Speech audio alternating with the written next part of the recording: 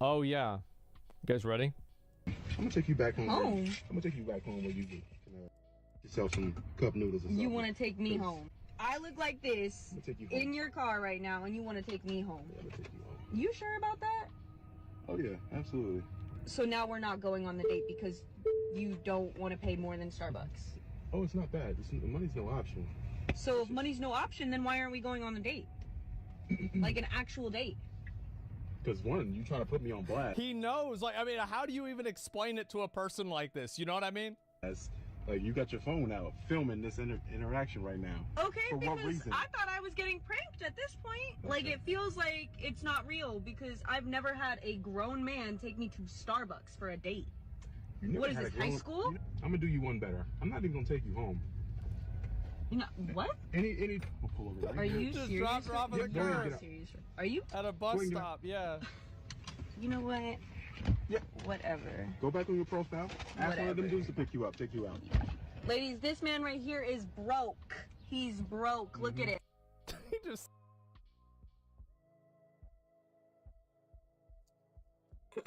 Well, let's see. In my opinion, if you're gonna go on a date, like it doesn't matter if it's expensive or cheap. Right? You're in a date. You're on your first date. Definitely on your first date, you're supposed to know someone. You're supposed to know the person. You know, get to know the person, do things, and then see from there. And obviously, if there's a potential goal, you go for a second date. I mean, am I wrong for that? Or is that like just the different standard to compare it to a lot of people? Says, yeah, whatever. Bro, he just kicked that bitch out of the car. That was the funniest fucking thing I had seen, like, yesterday. He's like, yeah, for sure, man. For sure. Yeah, I'm broke. Yeah, like, what's wrong with going to Wendy's for a date? What the fuck? Disclaimer, the comments made in this video are intended solely for entertainment purposes and are not intended to harm or offend anyone. Do we need men? Most answered very quickly, no. But when men were asked a similar question, do we need women? Most of them said yes. So why do you think that is? Because men are useless. I mean, Modern feminism is everywhere, but is it helping anyone? Many say it's gone too far, creating more problems than it solves. Today, we will see what happens when these ideas get challenged head-on. And these confrontations don't... Well, in my opinion, men are needed, so are women. And that's it. end the way you might There's some aspects women are good at, there's some aspects that men are good at, and that's it. Unity. expect. We've compiled the two most jaw-dropping moments where feminist arguments crumble in seconds, leaving even the most ardent supporters speechless. This is when woke feminists get humbled instantly, starting with the time when these feminists from the Workplace Gender Equality Agency faced ruthless Senator David Leonhjelm's interrogation, which left them completely owned. What is the gender workplace hours gap? The agency reports a workplace gender pay gap comparing male full-time employees and female full-time employees. But male full-time employees work longer hours on average than female full-time employees. And the agency doesn't account for this when reporting a workplace gender pay gap. Using ABS data on employee earnings and hours, the gender pay gap as at May 2016 was 15.7%. It is a survey of employees, that information from the ABS. It's not a census. And it's only conducted every 2 years. They only collect the data every 2 years. What we do is we annualise our figure to full-time. So we look at all part-time employees and full-time employees that may have worked part of a 12-month period, and we annualise that data to take into account part-time hours. So therefore we're converting the part-time hours to full-time, if you like. So do you take into account the fact that on average a male full-time employee works longer hours than a female full-time employee?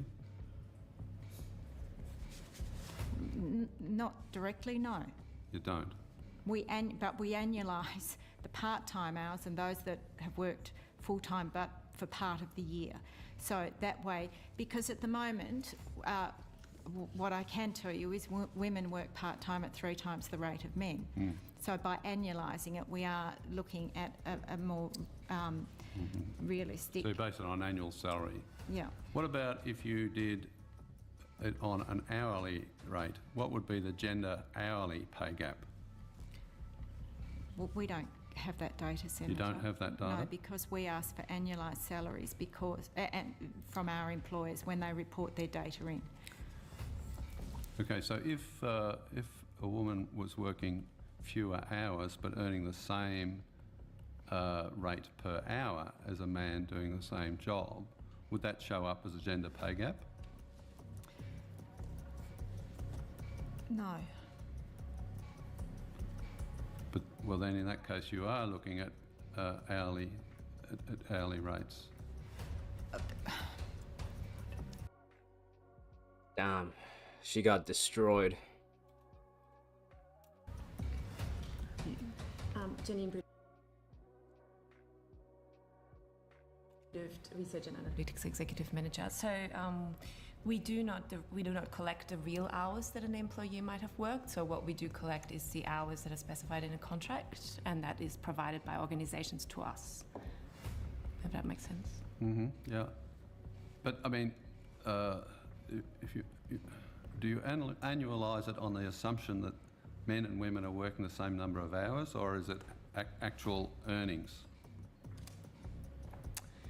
It's actual earnings, and we are unable to. We don't have the data to distinguish or to then adjust for hours, because we cannot collect the real hours that employees are working. So it's not possible to tell whether any or some of the gender pay gap is just simply attributable to a different number of hours worked. Is that right? It depends on whether we're looking at hours that are in contract, or whether we're looking at hours that employees worked as, overtime. Why is it you don't look at hours worked? You don't collect it, but the ABS does. It's available. They don't collect the hours worked by the employees because it would destroy their entire argument. And to not look at hours worked is intellectually dishonest and deceitful. The senator's onto something big here. Watch closely. The ABS does. It's available. The ABS does a survey, yes. Every 2 years. Yes. But again, as I say, What's we my get census data, that is survey data. Sorry. And the other thing. So, what's my opinion on equal wage? I think everyone deserves, equal wages, equal pay, and that is all. Thing I would say at this stage, Senator, is just because somebody might be sitting at their desk for 12 hours a day doesn't mean you're getting 12 hours of productivity out of them, and doesn't mean that they're working in essence any harder than someone that may sit at their desk for 8 hours. So I don't think that's true, but they're getting paid for the 12, whether they're doing any work, or they're getting paid for however many hours they're sitting at their desk. Just like how she's getting paid for overlooking the actual data. Let's see if women are really earning less, or is there more to the story? And the issue for your agency is that if it's a male sitting at a desk, they're getting paid more than a female sitting at a desk. So the question is whether that, irrespective of the hours, the question is whether for those hours for which they're getting paid, is there a difference between men and women?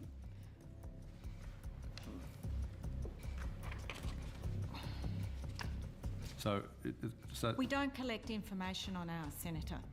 The ABS does, so it's available. So if we put in a question on notice, will you access the ABS data and so you can answer that question? Well, I did answer it earlier. I said that the ABS employee and earnings and hours data, as at May 2016, the gender pay gap was 15.7%.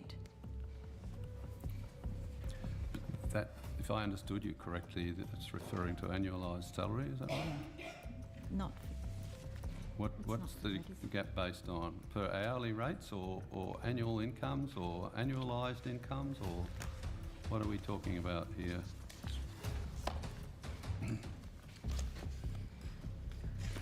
Okay. The EEH data, so that's the employee earnings and hours data, includes all employees regardless of employment status and reflects ordinary time cash earnings. The EEH survey produces hourly earnings for non-managers and can be used to produce a gender pay gap measure inclusive or exclusive of part-time employees. The EEH data can also be configured in a variety of other ways that are useful to the gender pay gap estimates, e.g. managerial versus non-managerial employees. The big drawback from where we sit is that EEH data was identified as being, is just done on a 2-year cycle. I don't think I can think of many men who would find it acceptable that a woman, irrespective of how many hours she's working in the day, if she's doing the same amount of work as a man, or the same job as a man, was paid any less on the basis that she's a woman. I can't think of any men who would support that. And yet, because you're not looking at hours, we don't know whether that's occurring or not. Am I right there?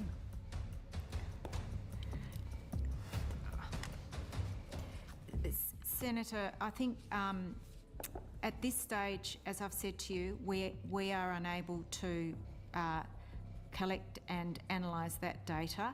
There are other countries, of course, that do that, and we will... Not even every 2 years with the ABS survey data? You could do it at least every 2 years. And I gave you the figure of 15.7% based on the calculation that we last did. What's the 15.7 reflect? So what I was about to say, Senator, is I'm happy to take that question on notice and go back and look at that last calculation that we did and provide you with the workings on that. And that's how you expose the holes in gender-based statistics. Gathering only the data that supports your beliefs isn't equality. If there's a gender pay gap, these feminists are a perfect example of why it exists. But wait, we're just getting warmed up. You've just seen how the equality narrative crumbles under scrutiny. Now, let's tackle the billion-dollar question. Women want equality, but do they want equal responsibilities? Our next clip dives into the explosive debate on women being drafted for war.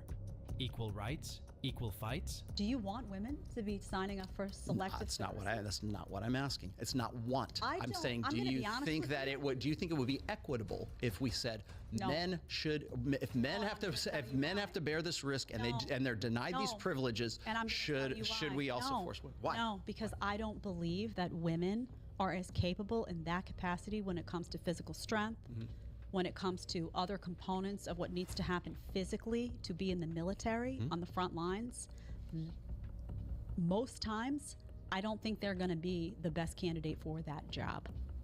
So when I talk about military, it's not about woke for me. It's not about this gender and that gender. It's not about that. I want my military to be as best as it can be.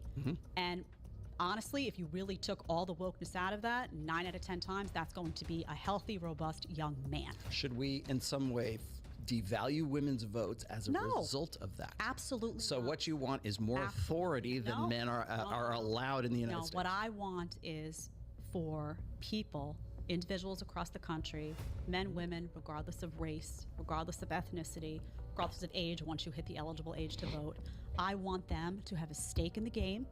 I want them to be able to voice their, their policy. That's how you basically voice your policy. Should we then absolve selective services then?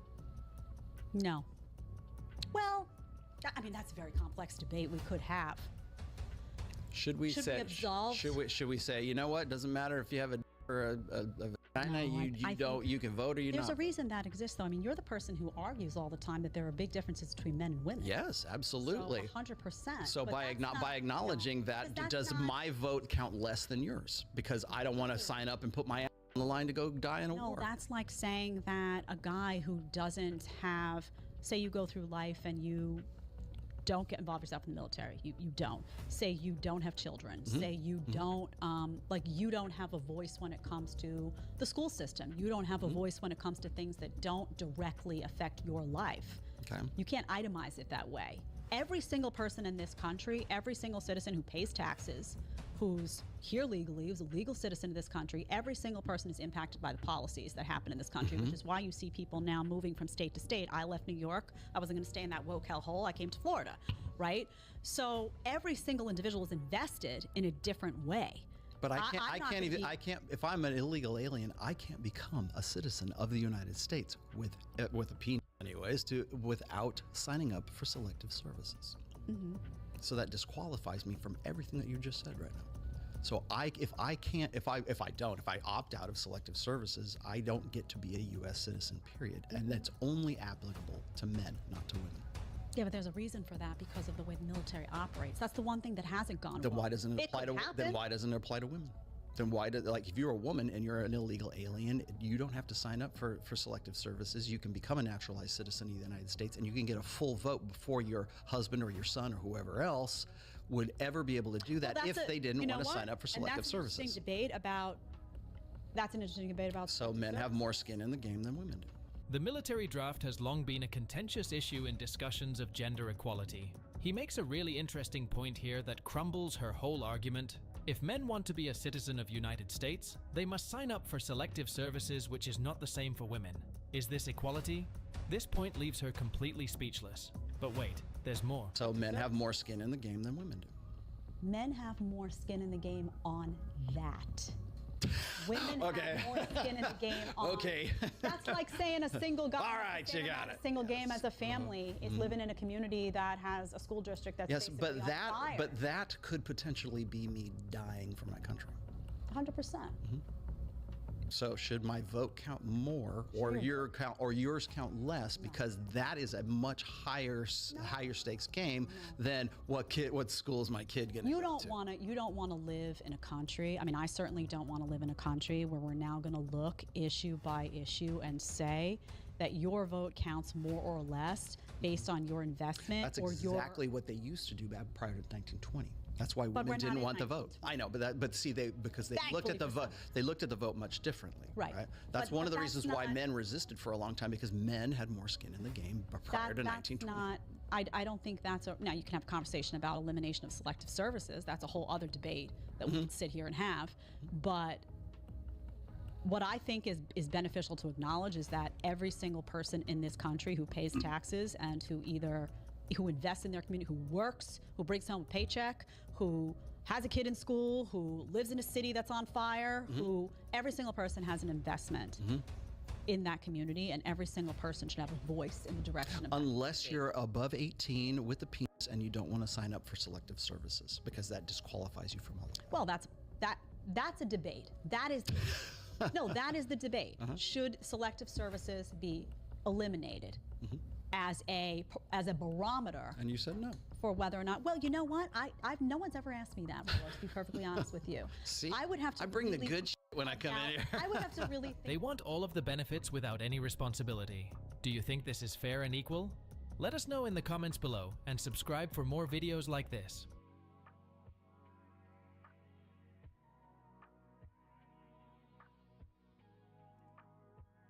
Thought this would be funny to watch. I signed up for a singles event on Valentine's Day, and here's how it went. It was fun, but there was more girls than there were guys. It was definitely like The Bachelor a little bit. Men don't go to these. Men do not go to singles events. Going to another singles event, and this is my outfit. Stop paying money to go to singles events. Men don't go. Stop it. So I would love to hear from you all as to why you think men don't attend singles events. Come with us to a Thursday event. No attractive men found. Once again, modern women get disappointed after attending a single event. The lack of male attendees. I didn't even know what a singles event was. The closest thing I've ever had to a singles event is I used to draft in Magic the Gathering on Friday nights. Is the main reason for their disappointment, and some got mad to the point of calling it a waste of time and money. I signed up for a singles event on Valentine's Day. Imagine how guys feel doing anything. Here's how it went. I was so nervous, you guys. This was a singles tournament at this paddle club here in New York City. You would play with different partners every game. It was fun, but there was more girls than there were guys. It was definitely like The Bachelor a little bit. There was food and drinks and a DJ, so the vibe was good, but I wasn't really vibing with anyone, so please keep pushing me. That's crazy that there's a singles event. That's actually I'm crazy. Not 6 feet. I don't have a six-pack, I don't make six figures, and guess what? I don't care. Okay. Less than attractive guys would be rejected, and the handsome guys don't want masculine women. Women don't want the guys who need singles events. The guys women do want don't need this event. That's basically it. Yep, there we go. It's none of the girls that were going there were particularly that attractive. Like, I would say at least the ones that made the videos, they weren't that attractive. And so why would a guy want to go there? And like, here's the thing, is nobody wants to say it. Nobody wants to go ahead and say it, but like, you look at the girls that are there. And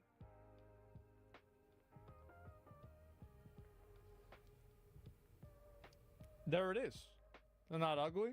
Yeah, but what you have to understand is that guys think that if you are 325 pounds, you smell like an old chair.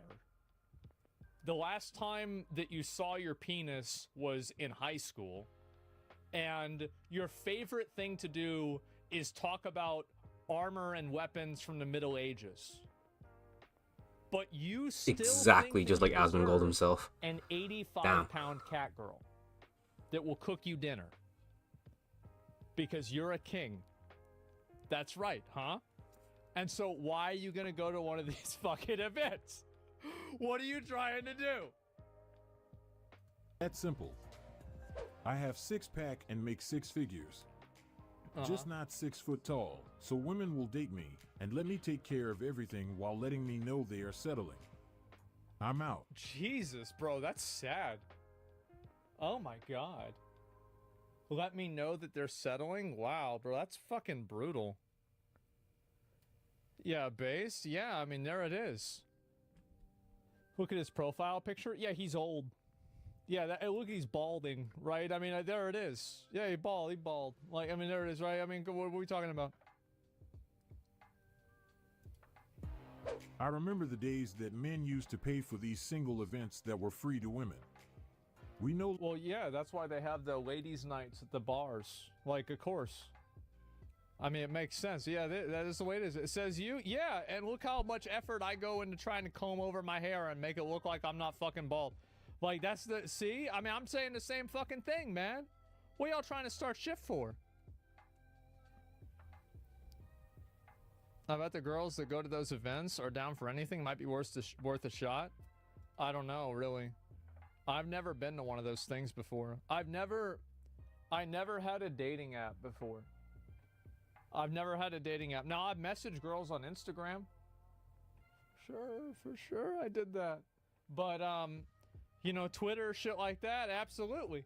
But I never downloaded Tinder or any of that other bullshit, man. Never got into it. Longer go to these single events because we had to pay for them and then no women would show up. Now they know how we felt years ago. Yep. At least she was lucky this event happened because others were canceled due to the lack of men's interest. But when it comes to this video, I want to concentrate on this part. It was fun, but there was more girls than there were guys. It was definitely like The Bachelor a little bit. Our lack of interest in this type of event is just the result of constant unsuccess when it comes to what we want out of these gatherings, and this is something that won't change any. I think another reason why this is not as successful for men is because there's not a shared culture anymore. Like, I bet events like this in like the year 1953 were really successful because everybody loved Jesus, everybody was conservative, and everybody was racist. So you have a lot in common with the people that are there. So you go to something like that, everything's fine. But now it's like there's so many differences and you know, like lack of shared values that going to a big public event like this isn't as appealing to a man anymore. You see what I'm saying? That's a good times. Yeah, if you want that same thing as like you want that same experience now, just play Counter-Strike. Anytime soon.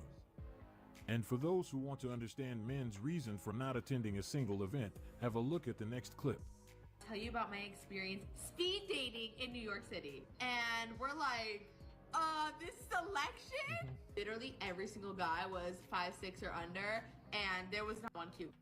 Yeah, what's wrong with 5'6" people, huh?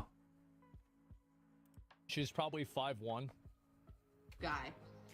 That was the feedback of the event she attended, and this is what most guys face when they participate in this gathering.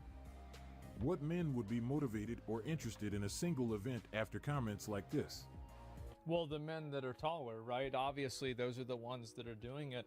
But the reality is that the guys that, like, this is one of the things that, like, a lot of people, especially like young kids and like maybe people that don't understand the way it is, they might not get. Have you guys ever seen those different posts and shit like this about how some girl gets, you know, some rich guy taking her out on a yacht, and, you know, it's like all these nice places this guy's taking her, and, you know, all how great this is and everything like that, right? Y'all ever seen this?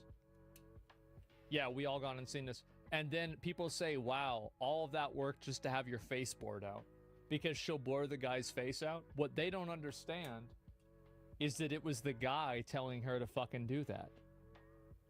90% of the time, it's the guy telling her to do that because he doesn't, because here's the thing, right? He might be married, or he's got another one lined up for next week and 2 more the week after that. And so if he's got a bunch of pictures taking all these girls out to this yacht, it's going to look weird. So he has her blur out the face, and it's like, oh, it's just for us, baby. Yeah, for sure. That's what you said last week to the other one. And that's what it is. So yeah, of course, guys, like any guy that's in a good position like this probably isn't going to go to an event like this. That's just the way it is. Men up their standards as well. Yeah, of course. Yeah, it's like if you're a guy and you're in a good position in life, you want to find a hot girl, right? A really pretty girl, or at least a girl that will do the things that you want her to do. So yeah, it's the same common sense. Never heard of this shit until now? Well, you think about it though, right? Think about it. Like if you're a guy and you have like, let's say you are the son of a CEO and he's like the CEO of Kellogg's, right? You probably don't want to get your dad in trouble whenever you're bringing a bunch of hoes on your dad's yacht. Because if that happens, then your dad's going to get pissed off and he's not going to let you use the yacht anymore. You don't want to lose that. So you've got to pretend like it's not you, right? Yeah, that's the way that's smart. You got to be thinking, man.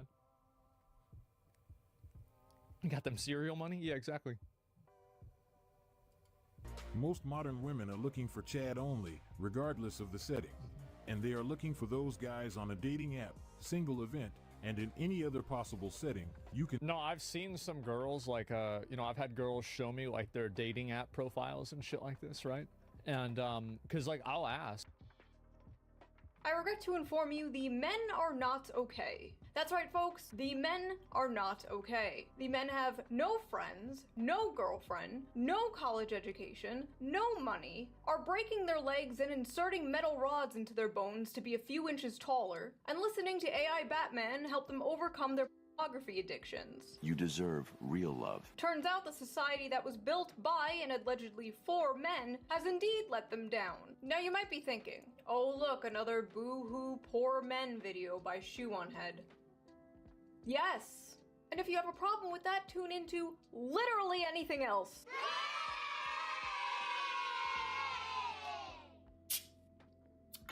Men are in a crisis and it seems nobody really cares. And the people who do care just seem like the people who want to sell them shit. Not me. I'm different. So before we get into this, let's quickly get into today's sponsor. Today's sponsor is Holzkern. Holzkern is a young Austrian company that designs unique crafted watches and jewelry made from all natural materials. Their high-quality timepieces come in various designs for both men and women, making them the perfect gift for any occasion. They're a great blend of function and fashion, and overall I just think they look very classy, especially the men's watch collection. I was pretty impressed with these. That watch actually looks pretty nice. I would like to get one. But do I need one? No. So be responsible. Save your money, alright? It's the economy. They're trying to trick you. Silver casing and blue marble dial of the Naturalist watch, which made for a great gift for my boyfriend. He especially loved the. You don't need a watch, alright? What you guys need is a kebab. Kebab saves us all. Kebab makes you happy when you're sad, and kebabs will literally die for you. Casual yet stylish appearance, making it an ideal choice to wear both at work and at home. I'm also really happy with the watch I picked out. It's made from black and white marble and features a nice black leather bracelet that just feels so comfy.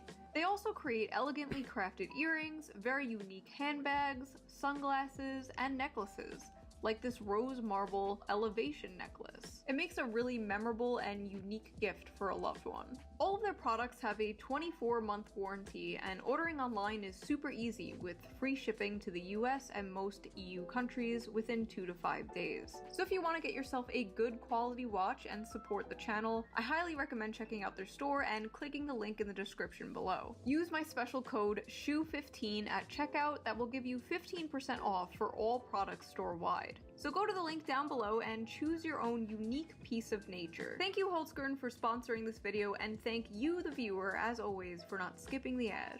Why are men and boys struggling?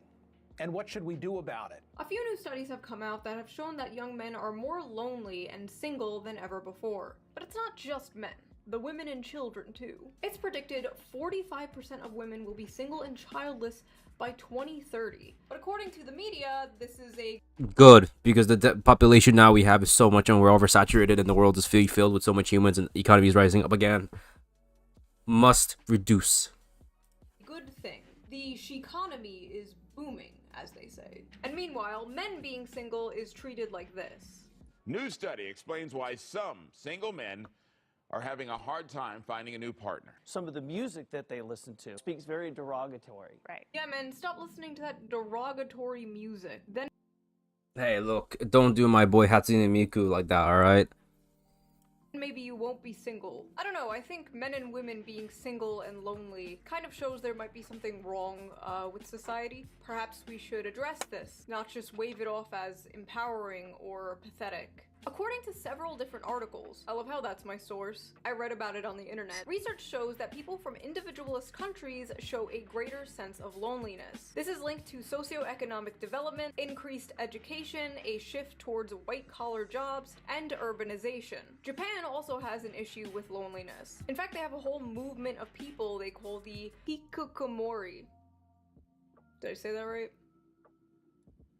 I don't care. Basically, postmodern hermits. Mostly young men who completely withdraw from society, secluding themselves in their rooms for months and years at a time. In 2010, there was an estimated 700,000 hikikomori in Japan. And today, it's estimated to be about 1.55 million. And because of things like this, people aren't having babies, so Japan's population has been in a sharp decline since 2011. It's gotten so bad that Japan even produces videos of live-action women staring into the camera to help. Yeah, that's right. This is the peak video. This is what we men actually watch in our own times, middle of the night. Clearly. The hikikomori learn to cope with eye contact. Who doesn't love it when, you know, you would just have a video of a Japanese woman staring at you into your eyeballs as you are currently eating kebab throughout the day. And reintegrate them back into society. So basically, if you want to know America's future, look no further than Japan. A lot of people, including myself, blame this partially on the rise of social media and technology. RIP to the king. Although technology makes things easier, it can also make us more atomized. Why go to the mall when I can just tap, buy a new microphone, and have it shipped to me in a day? Why hang out with friends when I can get all my social interaction I need from Twitter and streamers? Why go on dates and bother meeting women when I could just tap, Google big boob and get 2 million results? Or see my high school crush's holes on OnlyFans for only $5. Instant dopamine, instant satisfaction, and hey, who even needs a real woman when you could just have an AI girlfriend? We're so f***ed. Dating apps really are the great Satan, and I'm convinced they've completely broken men's brains. Women on dating apps are picky. Women in general are picky, and I mean, naturally we are pickier. You know, we're the ones who carry the babies. At least for now. But on dating apps, you have to admit, it's a little insane. It's safe to say that the commodification of love, we are pickier. You know, we're the ones who carry the babies. At least. Can't wait to make an artificial womb and create my own baby from my own microwave. For now. But on dating apps, you have to admit, it's a little insane. It's safe to say that the commodification for now. But on dating apps, you have to admit, it's a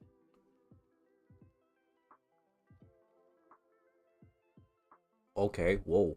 Let me see this. So... Wow. Yikes. Damn. A little insane. It's safe to say that the commodification of love and the window shopping of dating apps probably has to do a lot with the rise of lonely single men. Men are not just lonely when it comes to dating, they're lonely when it comes to friendship too. According to Vox, Americans are currently in a friendship recession, and men are being hit the hardest. Now, you see, look, some people can, you know, don't need to have friends and can just be chill on their own. Some people do need friends. It really depends on the scenario and situation in your life and your own optical thinking. The percentage of men who reported having at least 6 close friendships fell in half since the 90s. 1 in 5 men say they have no close friendships. Looking at all these statistics, the explosion of figures like Andrew Tate is not surprising at all. I believe being a man is a blessing because it starts so difficult. I believe that every man is born without any value at all. I think that the world's never going to think you're...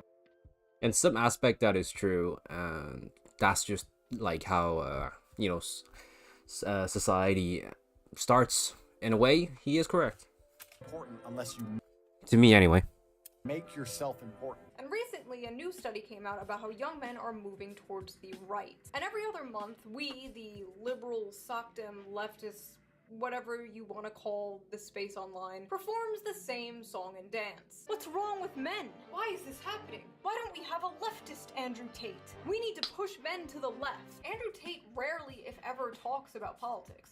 Andrew Tate talks about men, and the left only talks about men when they talk about Andrew Tate. A few months ago, during one of the monthly song and dances, some progressive people I follow made the mistake of addressing men's issues, and the even bigger mistake of pointing their finger at their own spaces for not doing enough to address said men's issues. Recently, there were some statistics by healthcare company Cigna indicating that men are the loneliest generation. And addressing it doesn't mean that you turn your back on issues pertaining to women, but it does mean that we should be focused on what it is in society that is leading to this epidemic, what the left can do to offer solutions, and how we can basically fight back against the more nefarious figures who have filled the void that, you know, men are struggling with, people like Jordan Peterson and what have you. Now, recently, Vosh, who's a popular streamer, had tweeted this thread that I think is really, really important to address. He writes, "I cannot stress enough how important it is to understand that 12-year-old white boys on Twitch are not being pulled into fascism because of some Machiavellian desire to preserve and expand their privileges. It's because the right talks to them and the left doesn't." The responses to these tweets and this content were very normal, level-headed, and respectful. Me when I lie. LMAO, cry about it. Boo f***ing who? Oh no, poor widow men. Oh no, poor widow men having problems. Boo fucking who? Grow the fuck up then. Wow. Yep. Having problems. Boo f***ing who? Grow the f*** up then. Have men considered being smarter? I'm enjoying all these sad little moids and their sad little tweets about their sad, pathetic lives. Sounds like a personal problem. Is the lack of compassion for men in the room with us right now? Maybe men are just not good people then. I'm so tired of people trying to make male loneliness a huge societal problem. It is a huge societal problem. I'm so fucking tired of people trying to make male loneliness a huge societal problem. Yeah, no, their fifis are not my responsibility, and I shouldn't have to be punished because they can't get their shit together as human beings. Grow the f up. Why are we trying to win these entitled little predators over? The left isn't for them. That's why they go right in the first place. We're all lonely and alienated. It's young men going to the alt-right in droves. The problem isn't our messaging, it's them. It's literally not our problem. Men flock to Andrew Tate not because they're lonely, but because they're bigots. Hope this helps. Nah, it's just misogynists being louder than before and not getting laid. LOL. Cry harder, losers. 90% of all homicides recorded worldwide were committed by male perpetrators. We should just get rid of all males, to be honest. This includes trans women, as they still retain male violence. By the way, you know the Tumblr feminists who were like, all men are sexist and rapists, male tears, penises are evil, blah blah blah back in the day? Well, this is them now. Should've just let me cook back then. Listen up, chuckle. I'm white, socially awkward, autistic, in my 40s, ugly, overweight, crippled, got a weird balding pattern, and have bad skin. You know what I didn't do? Choose to become a fascist, because I recognize most of the sort that look like me are the problem. I may be hideously ugly and pathetic, but at least I'm not a fascist. Thank you for your input, buddy. You're, really helping the situation. The reason young men flock to alt-right MRA movements is because the left gives brain-dead advice to young men. We need to be more compassionate to them, for our own sake. I'm sorry, but how is respect women brain-dead advice? What? How does this make sense? Respect women. What? What advice? Don't rape? This is just all one-sided, and this is just assumptions. It's not, Don't be a rapist is bad advice? Help, I have no friends or community. I feel suicidal. Have you considered not raping? Act like a decent fucking human being. It's not hard. Is brain-dead advice? Nah, these people can't exist. They genuinely should not exist like this. No, they can't be like this. No one's mindset goes like this. Brain-dead advice like, get consent and don't be a Nazi and women are people. Walking up to men struggling with loneliness and depression like, kids, don't be racist. Incredible. Here's my actual advice I would give to my teen boys as a leftist. 1. Always get enthusiastic consent. 2. Save the planet. 3. Don't say that. It's actually kind of racist. Like, what the f is this? How does this address men and their issues? It doesn't. Why does their advice always seem to be, become a liberal? Hey men, here's how to fix all your problems. Agree with me politically. Men flock to the MRA movement because they're the largest beneficiaries of MRA shit. Imagine saying women flock to women's rights activism because they're the biggest beneficiaries of women's rights. Like, no f***ing shit. Let's be honest. Aside from procreation purposes, men have become obsolete. Most women can find other methods of achieving orgasm without a man there. And speaking as a man, most of us are horrid to be around, and I don't blame any woman for just saying, no thanks. Oh my god, dude, this is what every Just Pearly Things tweet looks like to me, just with the genders swapped. This is pathetic. You know what fixes male loneliness? Jerking off. As a man, I'll say this. Sit down, shut up, and beat one out. You'll feel better, I promise. Yeah guys, just beat one out, just off, just watch porn. Batman will be very disappointed in all of you. It's so funny how men feel entitled to a girlfriend. No, you sexist freak. When one side is like, wanting a girlfriend is sexist entitlement, and the other side is like, here's how to get a girlfriend. I don't know, bro. What happened to males just kicking the bucket? Now they just come on here and try to make their loneliness and misery into some social justice issue. Oh, trust me, men are still kicking the bucket. And when they're not giving, nobody has ever.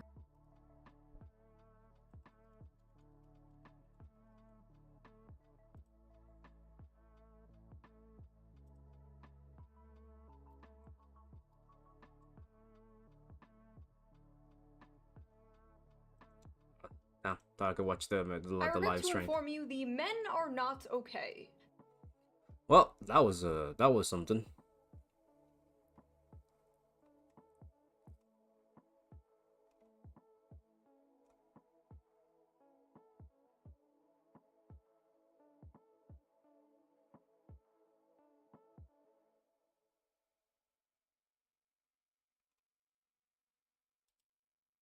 I've thrown on the formal attire today because we need to discuss something very important.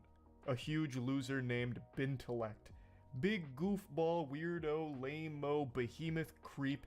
He is a big TikTok creator, and that's a word I'm using very loosely here, with 11 million followers, and I'm sure only people under the age of 10 have ever heard of him before. What he's become known for over the years is looking at tweets or comments, reading them out, and then going, hehehe. Yeah.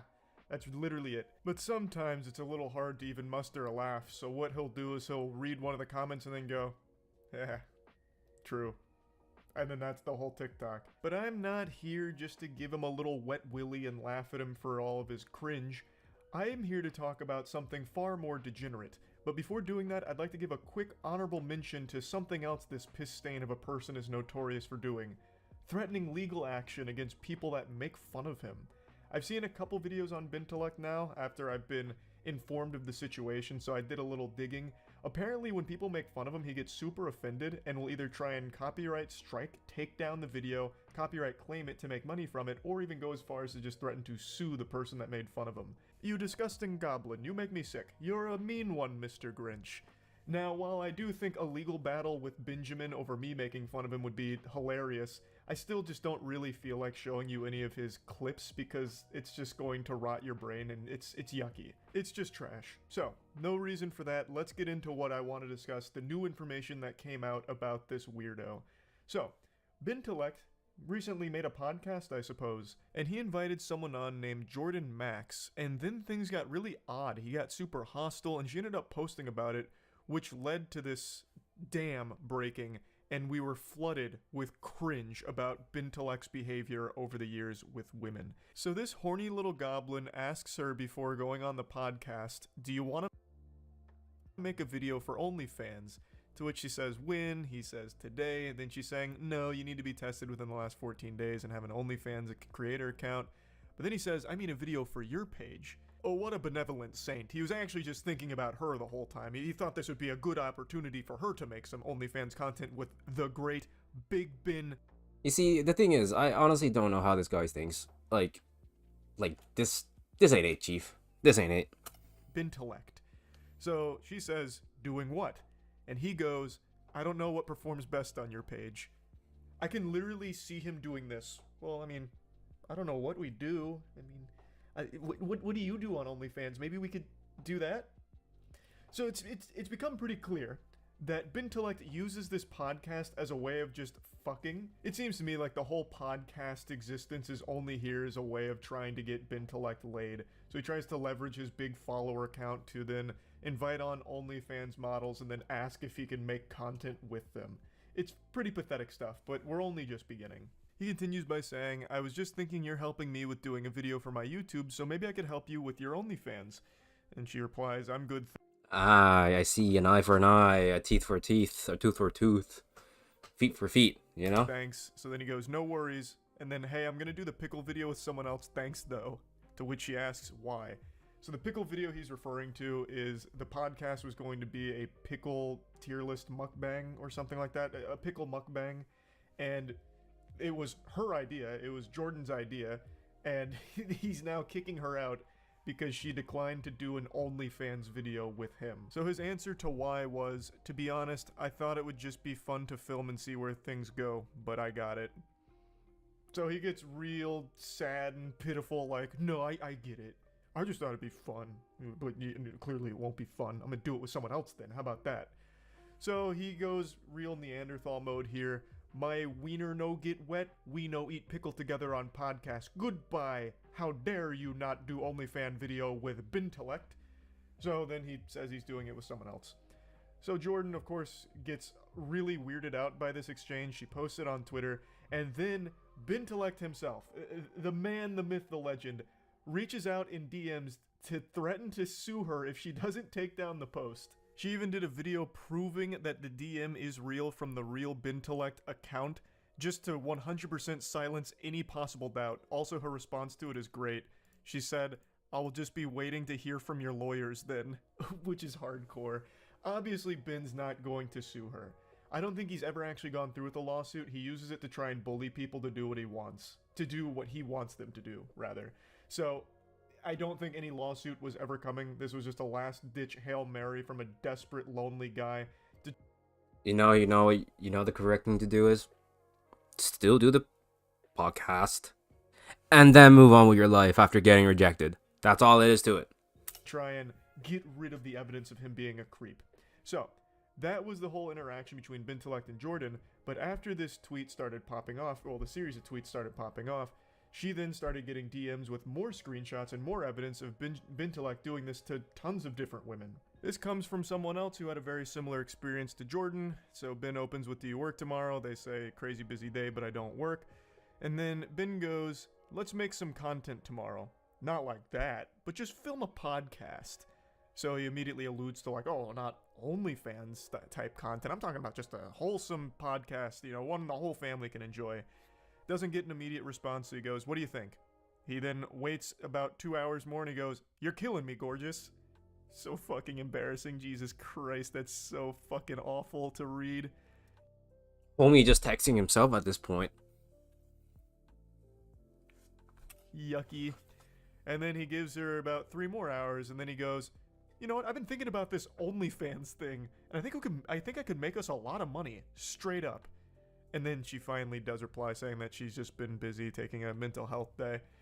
So he can't even go more than like 3 messages without bringing up OnlyFans. It seems like the only thing on this guy's mind is sex, and how he's never getting it, I guess, but is very desperate too, and will do it by any means necessary to try and achieve coitus. From everything I can tell, Bintelect has never done any kind of OnlyFans content on his own, or like any type of explicit content. He's just a professional TikTok giggler. All he does is giggle at Twitter messages or comments, and that's it. So clearly he's not wanting to dip his toes into OnlyFans for the sake of becoming like an OnlyFans creator. He just wants to have sex with these women. And he's using his podcast as a vessel to try and do that, it seems. After she told him about the mental health day she was taking, he responds with, "Hey, thank you." And then the following day at 6:52 a.m., so this guy must have been up all night masturbating, because it seems like that's the only thing on this dude's mind, he sends her a message saying, "Do you want to come over tomorrow night? Actually, are you down to come over tonight? Or are you just a flake?" Doesn't even give her time to respond, just immediately gets... Bro, literally just... Look, for the people out there, if you watch my videos, alright, and if you decide to watch my stream for the whole hour of the session, alright, don't do exactly what this guy is doing, alright? Give it time, let a few days. If they don't reply, give another message, and then move on, alright? There's no need to be dwelling on a person that you don't even know. There is enough people in the world. It'll take time to find someone that suits you, and it could even be better than the previous interest that you had. Gets combative. He immediately just goes into fucking ballistic bin mode. "So you coming over tonight, or are you just a flake? Huh? Are you just a fucking succubus? Huh? Is that it? Huh? So you coming over tonight?" And then he waits only like an hour and 40 after that, and then he's like, "You know what? Okay, Jesus Christ. Yeah, sorry, babe, but you're just too much of a flake. Bye." So then obviously she's like alarmed, like what the fuck is going on? So she says, "You know, if you wouldn't have texted me so rudely calling me a flake after 1 day of not texting you, you might have stood a chance. I can see why you're single now. Goodbye." Which really just sends Ben off the rails. "Yeah, whatever, go fuck yourself," says the girl who's trying to make an OnlyFans. Good luck. Brother, all you talk about is trying to do OnlyFans content with them. It seems like you're trying desperately to get into OnlyFans but keep getting rejected and can't handle it. So how can you have the gall to try and shame them for it when you are desperately trying to do it yourself? Here's a wacky little Snapchat one. "Do you want to come over here and spend some time with me? Because on a side note, I do think I could probably make us some money on OnlyFans." What's with this issue with OnlyFans? Bro, like, find a girlfriend. Talk for a girlfriend. What? Like what? Fans, Bintelect fucks crazy into oblivion. That's redacted right there, like a CIA document. I really wonder what he said. I think it's Bintelect fucks crazy pussy into oblivion or something, but I'm just going off of what I can see poking out from underneath the redaction. I think that's what it is, but this is so goofy. He's speaking about himself in the third person in this one, and then he even tries bribery. "If you come over, I'll give you $1,000. I just really want you." And they respond, "I'm good right now. Don't try to bribe me with money. That's weird." And then he's like, "No, that is weird, but I want to see you." This one's a lot more vintage Ben, so this was a different kind of relationship these two had as opposed to just the podcast OnlyFans hustle he keeps trying to run. So they start by saying, "I guess it's just not meant to be." Ben says, "Facts, no hard feelings, but yeah, it ain't working." So then they part ways, Or so it would seem. Ben has a couple of parting words here. He says, for your future self, if you're going to turn around on a guy and say, hey, I'm not down for friends with benefits shit, just say that before you go through all the bullshit. Boring as fuck. Not my problem that you turned around and quit drinking because you're an alcoholic and now pass out at 8 p.m. Fucking peace out, bitch. So Ben really, he went crazy. Ben lost it. This man, he was punching pillows, sending these texts with tears in his eyes, and he got real nasty. They respond to it saying that they're far from an alcoholic, and then Ben just keeps going crazier saying, no, you're an alcoholic, and you're full of shit. And then he's like, anyway, I'm done. I just had to say that because you're full of shit. They respond saying that they weren't interested in being with Ben, and he should have taken the hint a while ago, but then Ben he goes absolutely berserk again. She says that she's wasting people's time and that she needs to just shut up and go to bed. And then she says, it sounds like you need some anger management help, which is a very fair assessment. I think he desperately needs some assistance with this anger management. And then Ben tries to flip this shit around like, how dare you? Are you kidding me? So he goes, be careful who you say that to, Maria, because there are people who really need help with that. So Ben lets out a gasp.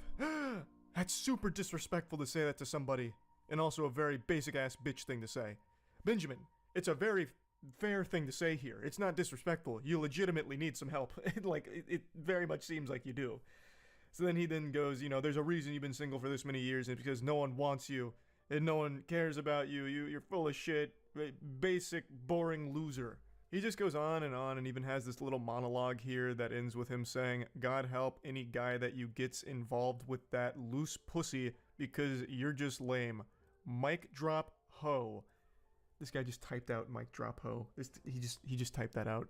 He's over 30 years old. I think he's like 34 years old or something like that. I already forgot. This is a 30-something year old man, and he just typed out mic drop ho. To which she responds, I'm sure your TikTok fans will love the way you talk to women when I post these screenshots. And then he's like, you know what? Good luck. I stand by every single word that I just said to you. So, did he stand by every single word that he said? Let's look at his initial apology, which he deleted pretty shortly after posting it, and then also hid replies on. Let's look at his first apology. I've recently been accused of some heinous actions and would like the opportunity to share my disgust at these accusations. I'm a firm believer in the rights and equality of all humans, including women. If that's not the biggest red flag immediately, I don't know what else is. I stand by the rights for all humans, and that does include women. Those creatures. I am including them in that statement because that's the kind of angel I am. It makes it sound like he's... To be honest, it's exactly what started. I think it's probably gonna say the same thing. It makes them sound like women are aliens. Drawing a distinction between women and every other human on the planet, like they're a totally separate species that aren't included in humanity. What an absolute incomprehensible weirdo. I grew up in a home with 3 sisters and no brothers, so I learned very early on the importance, power, love, and abilities women have.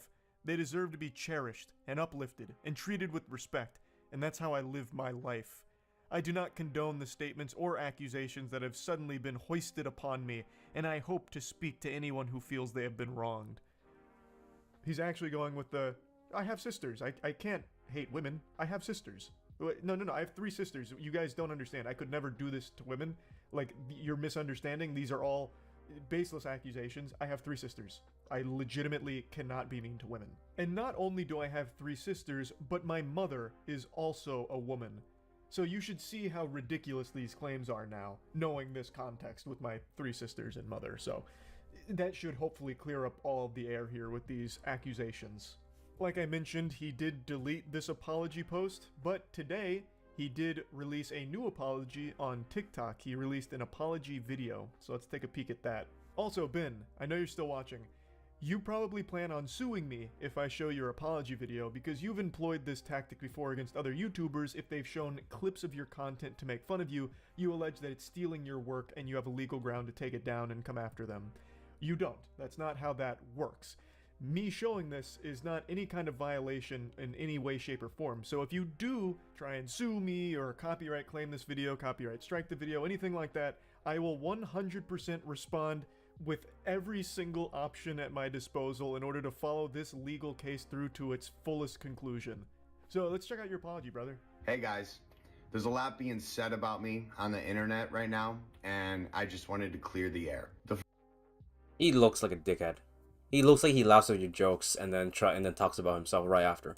First thing I want to say is I'm sorry to anyone that I've made feel uncomfortable. I love how nonchalant he is about this whole thing, just trying to downplay the situation. Like, if I made any of you feel a bit icky, a little uncomfy, I'm super sorry. That wasn't my intention. You must have misunderstood. It's not what I'm about. When in reality, he would snap, get aggressive, hostile, combative anytime he was denied sex. Based.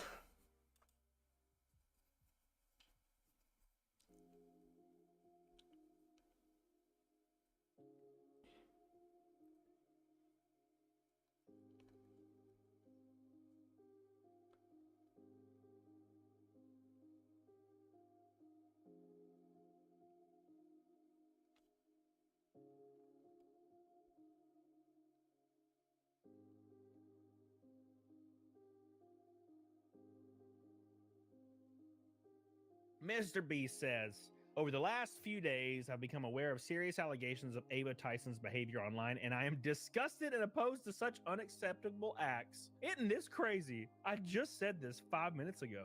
During that time, I've been focused on hiring an independent third party to conduct a thorough investigation to ensure I have all the facts.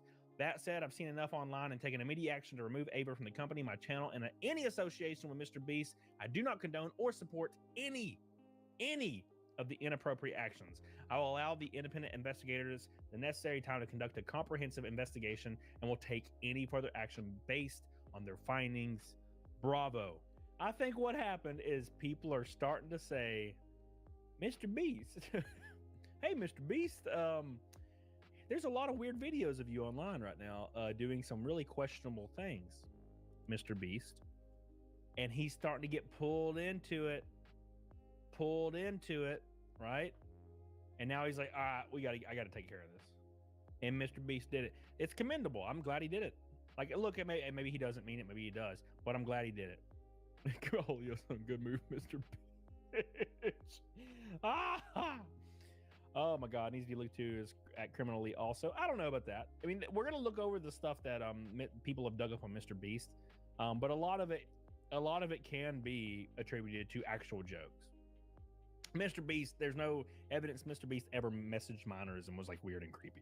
So, but there are some weird, questionable things out there that's on old streams that we're gonna look at.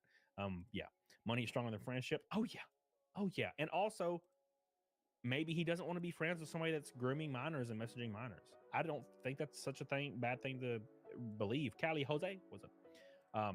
So Satellite Chad says, you just know that Mr. Beast is chewing Chris out behind closed doors and all the shit Chris did to damage the brand. I would too. And I would freaking kick him off the dude. He would be gone so fast his head would spin. Look, it's a very sticky situation because here's the first thing. First things first. If Mr. Beast fires Chris Tyson, when Chris Tyson first went through the trans deal, what's going to happen? Yeah, he's going to get canceled immediately for being transphobic, right? It doesn't matter if he had a wife and kids. No one fucking cares. Like, we care. Normal people care, but no one like that already wouldn't be angry are going to be angry. Right? So, for example, the people that support the transing deal don't give a fuck if you have a family. They don't care. Like, why would they care? They don't give a fuck. Trans, who cares? Like, you know what I'm saying? Like, they don't care. So I don't understand why it's like that was like such a talking point. He left his family. Yeah, of course he did. How can you be okay with this? Because the people that support it don't give a fuck about family. Like, their nuclear family is not a thing they give a shit about. They haven't. They are against the nuclear family. So Mr. Beast puts out the statement, and I'm very, very happy with this statement. I don't think you could have said it much better. Yeah, I agree, Vanessa. I agree. I completely agree. That's the issue, Vanessa, is anytime anybody says anything negative about it, it's like, how can you be transphobic? And it's like, no, I don't have a problem with trans people at all. This is about something entirely different. This is not about that. And then like Pokimane came out and made a statement because I guess these giant streamers feel like they have to make a statement or because they're like journalists. I don't fucking know. And they're like, this is bad behavior, but don't let it change how you feel about trans people. And I'm like, no one's talking about trans people. What the fuck are you doing? You don't have to make something devastating be a defense on trans people. It should be an attack on an individual, not trans people. I said 20 minutes ago, Mr. Beast needs to go out on Twitter right now and say he's disgusted. And look at that. Isn't that a coinky dink right there? So Mr. Beast says over the last few days, Actually, regarding to what he's saying, yeah, like why do big streamers have to like say anything with it? You really don't. It's just literally their personal matters. Mr. Beast's personal matter, makes a statement for his company and the liability, and move on. But obviously, people are gonna make it because he's trans. But forget that the actual issue is that he texted a minor and bought CP stuff, you know, which bothers me because like how can you change your mindset from A to B to A to C instead of then skipping B completely, hopping over it like a prisoner over the fence? I've become aware of serious allegations of Ava Tyson's behavior online, and I'm disgusted and opposed to such unacceptable acts. Good on you for saying that. That you have to say this, you know. And Mr. Beast also said they're focused on hiring an independent third party to conduct a thorough investigation to ensure I have all the facts. I've seen enough online and taken immediate action to remove Ava from the company, my channel, and any association with Mr. Beast. I do not condone or support any of the inappropriate actions. Good choice. I will allow the independent investigators necessary time to conduct a comprehensive investigation, and will take. And you want to know what's even more sadder is Mr. Beast and Chris has been like Ava, have been friends for quite a long time, and the fact that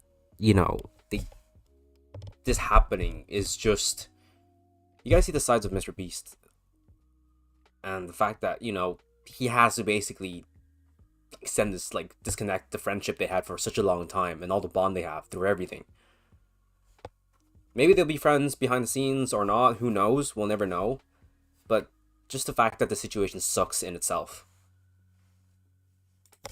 Any further actions based on their findings, and what that means is further actions is like a stopping of payment or stuff like that. It's not going to be like bringing them back, So it sounds like lawyer speak. Well, yeah, it has to be. Like, this is what you have to say. This is the only acceptable response ever. It's irrelevant if it's lawyers. How's it a bad statement, Ben? What do you say, Ben? Like, what do you say? Like, give me an example of a good statement. I think this is a great statement. He denounced everything. He said he's disgusted, and he says he does not condone or support any of the action. That's the only thing you can say, I feel like. What else can you say there? Dr. Disrespect was like, yeah, I talked to a kid. Yeah, I was sexual. What's up? That was not a good statement.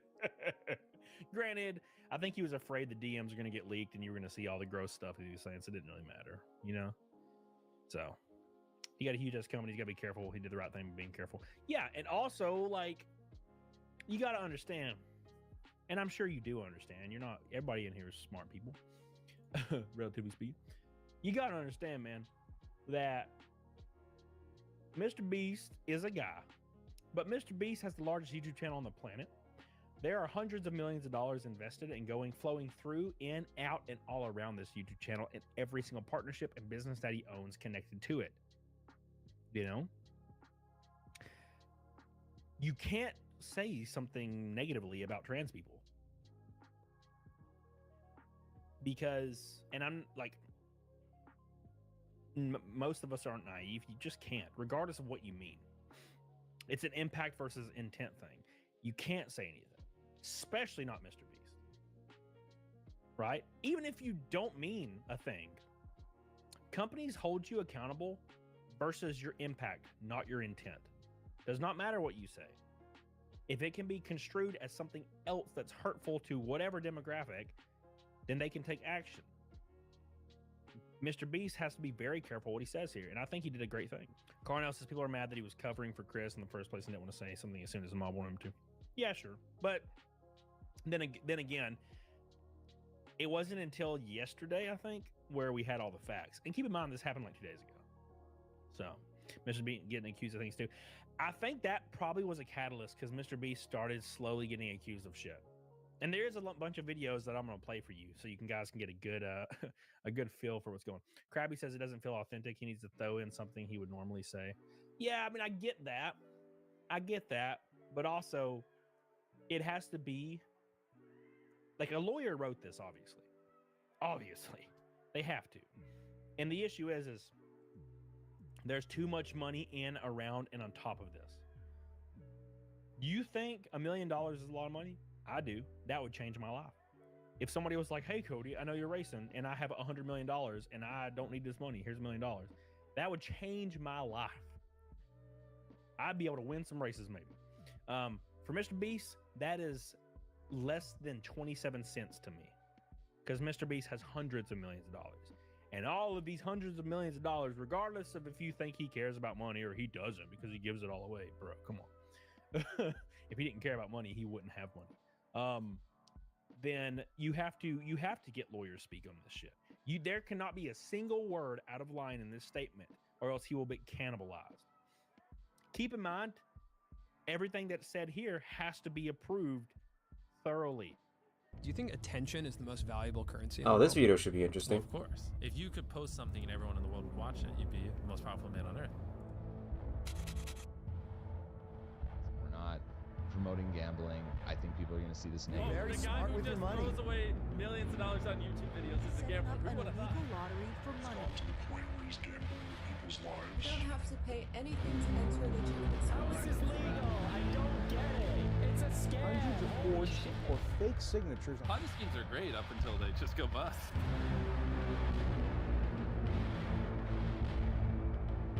Jesus, the audio's insane. Hi, I wanted to provide some context to this video. I'm a former Mr. Beast employee, and today I am alleging that the company rigged videos and did a illegal lottery. Bro is literally the human version of the dog right in the profile picture. Holy shit. And sold fake signatures. I would consider that fraud. Okay, thank you. Enjoy the video. So this is part one into my investigation into Mr. Beast. I recorded this before the Chris stuff came out. I was also going to come out about the Chris Dude is just stalking Mr. Beast from the bushes. stuff, probably in part 2 or 3. Because I see a lot of people saying like, oh, if you knew, why didn't you come forward? Why didn't you go to the authorities? Well, I was going to come forward, and also like going to the authorities isn't going to work because what are you going to say? Like, you heard rumors that this person is this way or that. You know, there's obviously evidence of like the Shad-based stuff. Like, that's been out for a while.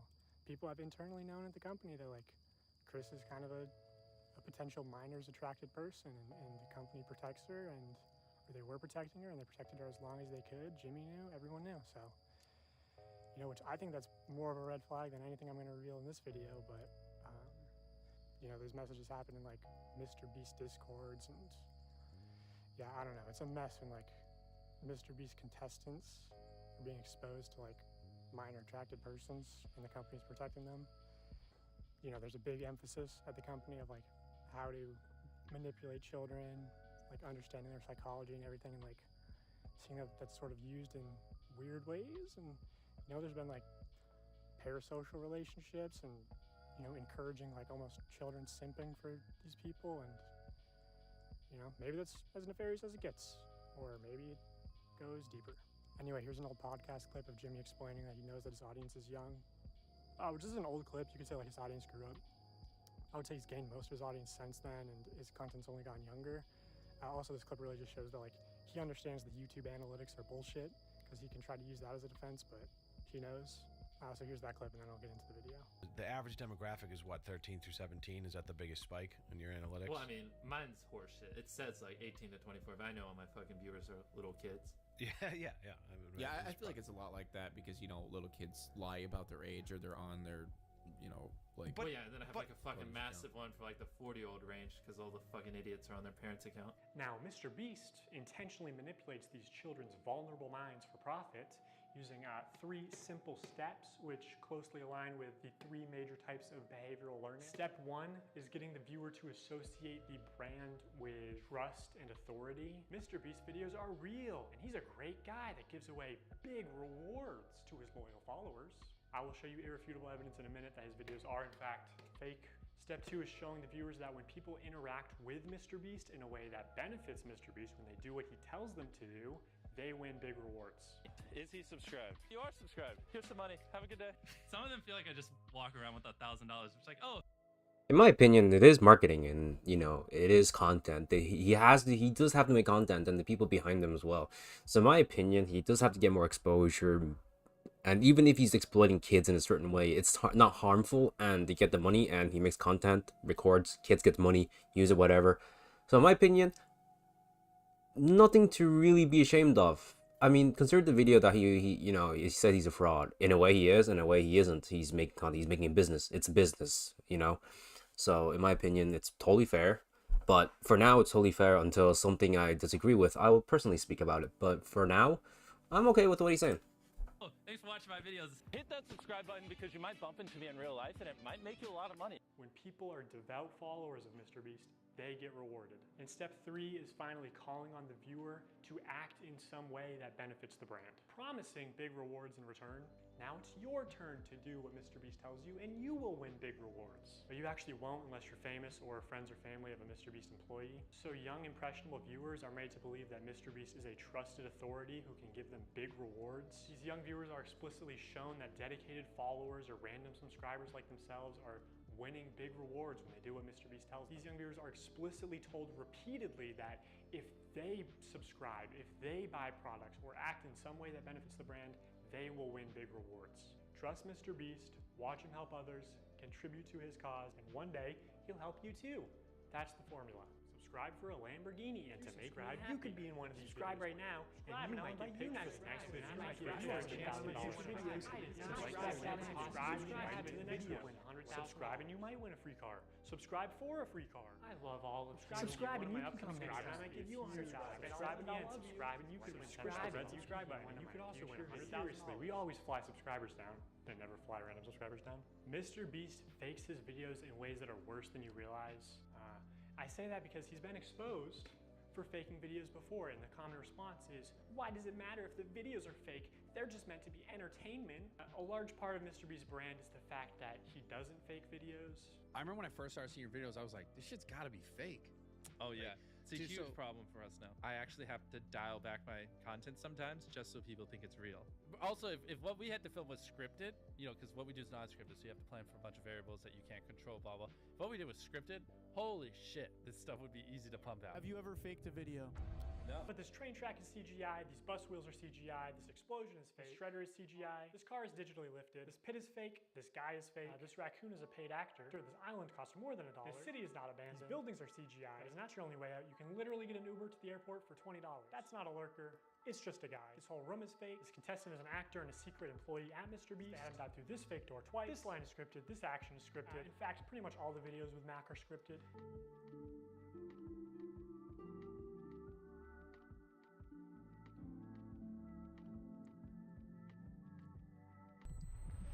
You did it! Yeah! What we did was scripted. Holy shit, this stuff would be easy to pump out. Let's talk about Mac for a second. We will die. Do you understand that? I found public records showing that Mac moved from California to Greenville, North Carolina, where Jimmy is located, back in August 2023, 2 months before he appeared as a contestant. According to a former Mr. Beast employee, this is around the time when Mac started working full-time on the editing team. Yeah, after the few minutes of watching the video, it does sound a bit sketchy now. But content's content, people fall for it. Even if he makes money, he can continue making content, pumping it. So, who knows? Just move into any old house, he moved into $1 million mansion. Now, I'm not gonna dox him. Only some asshole would do something like that. After doxing and bullying the pilot some more like a f***ing douchebag, turns to Eric and says, how do I fly this thing? And Eric just starts pushing buttons. But I did find pictures of this mansion online, so I fed them into ChatGPT and asked it to create similar images. And this is what he came up with. And it's honestly not that far off. His 6,000 square foot $1 million mansion comes with a movie theater and 7 bathrooms. What are you gonna spend the $800,000 on? I mean, my life's changed now. Yeah, I'm sure that $800,000 is really gonna change your life. Max, this is a nice car. Tell me, where are we right now? We're in the place that we drove to a few minutes ago. Mac, let's cut the shit here. What have you been doing for like the last year? A lot of family stuff. What kind of family stuff? Just like you know, playing catch with my dad, you know. For a year? How do you make money? How are you like surviving? Basically, my main strategy is I go to like a grocery store type places. Grocery store type places? I basically I'll do when I get there. I usually get like an amount of food that will feed me for like a week or so. With what money? The money that I've made. How did you make it? Huh? Yeah, listen, you're getting too caught up in the details. They'll figure it out. We will die. Do you understand that? During this time lapse on the 4th day of 7 days stranded at sea, you can clearly see there's no one in the shelter. These are their empty beds. But after a hard cut, magically 5 people are awake, and 2 of the boys have bright yellow raincoats that they didn't have when it rained on day 2. And after standing the whole night completely soaked... You didn't spend the night soaked, Jimmy. You slept on the production yacht. It's ironic because this is one of the videos where they claim that they don't fake things. But no, we have to be the real channel that doesn't fake things. In this video, this wink was added in post. In fact, 58 was actually on the far opposite side of the room from 42, and he just didn't hear him. This whole revenge storyline was added in post. Multiple shots show how timers are edited in post. Timers are edited in post. Timers are edited in post. They also manipulated contestants' audio in post. We got 15 minutes. In general, if anything happens last second, it's fake. Or if you can hear someone's voice but can't see their mouth, the audio could easily be added in post. I literally think I'm gonna kill you. And yes, this lie detector video was also fake. Have you ever faked a video? No. Take that lie. It's still real to me, damn it! Okay, so Mr. Beast fabricates some contestant dialogue and timers and movements and storylines and uses a bunch of shitty CGI, but who really cares? I mean, the videos are just for entertainment only, right? I mean, it's not like he's ever rigged the results of a challenge. That would be impossible because he films with hundreds of random subscribers, right? Wrong. Let's look at this video. Not only were the results of this video completely scripted, but the contestants are not random subscribers. So many people had jobs. Oh, that contestant had to get out for her job? I guess you forgot she's your hiring manager. I actually recognize a lot of people in this video, including Jimmy's own girlfriend. So yeah, the random subscribers you see in challenges are actually never random. They're almost always local to Mr. Beast, and oftentimes friends and family of Mr. Beast employees, or just the employees themselves. And when they do pull someone from outside of North Carolina, it's usually somebody who's in the industry, who's camera trained, who has built a following. That's good.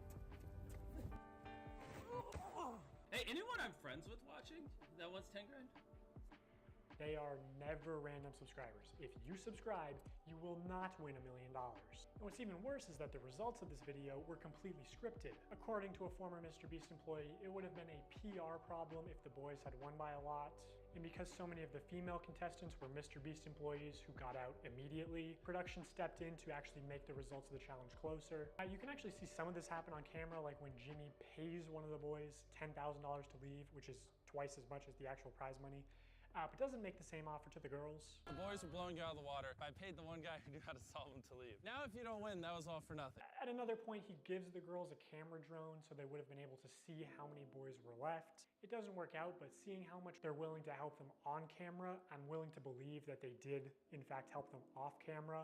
Apparently at the end, they were only monitoring the boys to see if they stepped on the red line and not the girls, so that the girls would win the challenge. And to be clear, obviously the girls had an unfair start with having so many Mr. Beast employees get out immediately. I think they all did deserve $5,000 for that, but also the boys should deserve a fair chance at winning, I think. I think that's the expectation when you run a game show. But hey, that was a while ago, so I'm just glad they're not doing another rigged boys versus girls video. So knowing that Mr. Beast likes the results to be close and that offstage producers can sort of influence how a challenge progresses, I want to show one more example. This is a real-time video, meaning that time elapses the same in the video as it does in real life. Now immediately the intro is sped up, and the time Okay, is yeah. literally added in Yeah, my opinion is a bit changed now. here, but whatever, let's assume that it's all real time. When he reaches the bottom floor, he has to turn these water valves. Now you can tell that these valves aren't actually connected to anything because the water flows out in an instant, and it happens when he's not even touching the valve. The contestant also goes back to the first valve unaware that anything had happened, and he's still able to spin it. So the valve seems to spin freely and isn't actually connected to the flow of water. So you could assume that producer... That could be also the reason why people left the group, because they just got tired of faking everything. That could be a conspiracy theory. Might be off camera with remote switches to trigger the flow of water, and assuming they've tested this, the producers might know how long it takes for the water to clear out of the room, so they can sort of decide on the fly how many turns of the valve it takes, or just when to trigger the water in general to make the results close. And in this video, spoiler alert, the contestant wins the money, so rigging the challenge could be seen as a good thing, but there are many examples of contestants losing, and in traditional media, this kind of rigging is actually completely illegal. We always have the same person tie all the knots so that we know they've tied them at the exact same tension. I mean, we get down to inches, and then we have a standards and practices person. And if you don't know what that is, on any kind of a game show where there is a prize, you have to have somebody that ensures that it's fair. They are out there essentially to make sure that we don't do something that would favor one player or one tribe. I paid the one guy who knew how to solve them to leave. In my mind, I'm thinking it's a fair game. But it's not. If they were having problems finding people, they can see kind of what area you're in. And they came to my area many times, and I was in the smallest cupboard. They had like big ones, medium ones, small ones. I contorted this little 4'10" body into the smallest space, and I was in there for hours. And they didn't even open the door because they were like, a person can't even fit in there. So they went in there and they opened all the cabinets, and my heart was... Damn, I feel bad for this woman. She spent like a few hours of her time just stuck in her 4 foot 410 blocks. That actually kind of sucks. And what's the actual issue with finding people? Like, do like a normal game show. Do like a proper game show. Unless there's a liability issue, then you probably have to sign a contract like the NDA, liability stuff, health and safety, or just agreeing to doing it and knowing that you might be exposed to injuries. Who knows? It was like, oh, they're gonna find me. They're gonna find me. And then I could hear them saying, like, she's not here. I don't know what you're talking about. Like, she's not here. The other thing that they said is absolutely no climbing in the air vents or the ceiling. And they said it's because they do all their wiring in the ceiling. So I am up here. Okay, I feel good about this spot. If it was held accountable, especially because this was a YouTube original production, Zach would have been eliminated for cheating. He broke the rules, and guarantee you, if I climbed in the ceiling, Mr. Beast would eliminate me. He was in the ceiling! Also, I think some of the... Wait, let's read this. So, Creator Games was not for charity. So, we'll start from the right side. TikTok star Charli D'Amelio's family was accused of cheating on a trivial question after winning a $300,000 charity competition between influencers. Now, wow. Very, very scummy. But anyway, let's see the comments he said at the bottom. I'm glad you all enjoyed the event. To improve, saying things weren't fair because I let multiple people compete on one team. This was for fun and to bring the community together. Don't overthink things and please be nice. Smiley face, love heart. So, Creator Games 2 and 3, Trivial Hide and Seek, had nothing to do with charity. The winners of the competition will receive prize money under the vague condition that they give the money to their fans. Hey, my cousin is a fan of my video. Zach King made 2 highly viewed monetized videos with the prize money. Both the winners of the Creator Games 1 and 2, D'Amelio sisters and Zach King, were accused of cheating.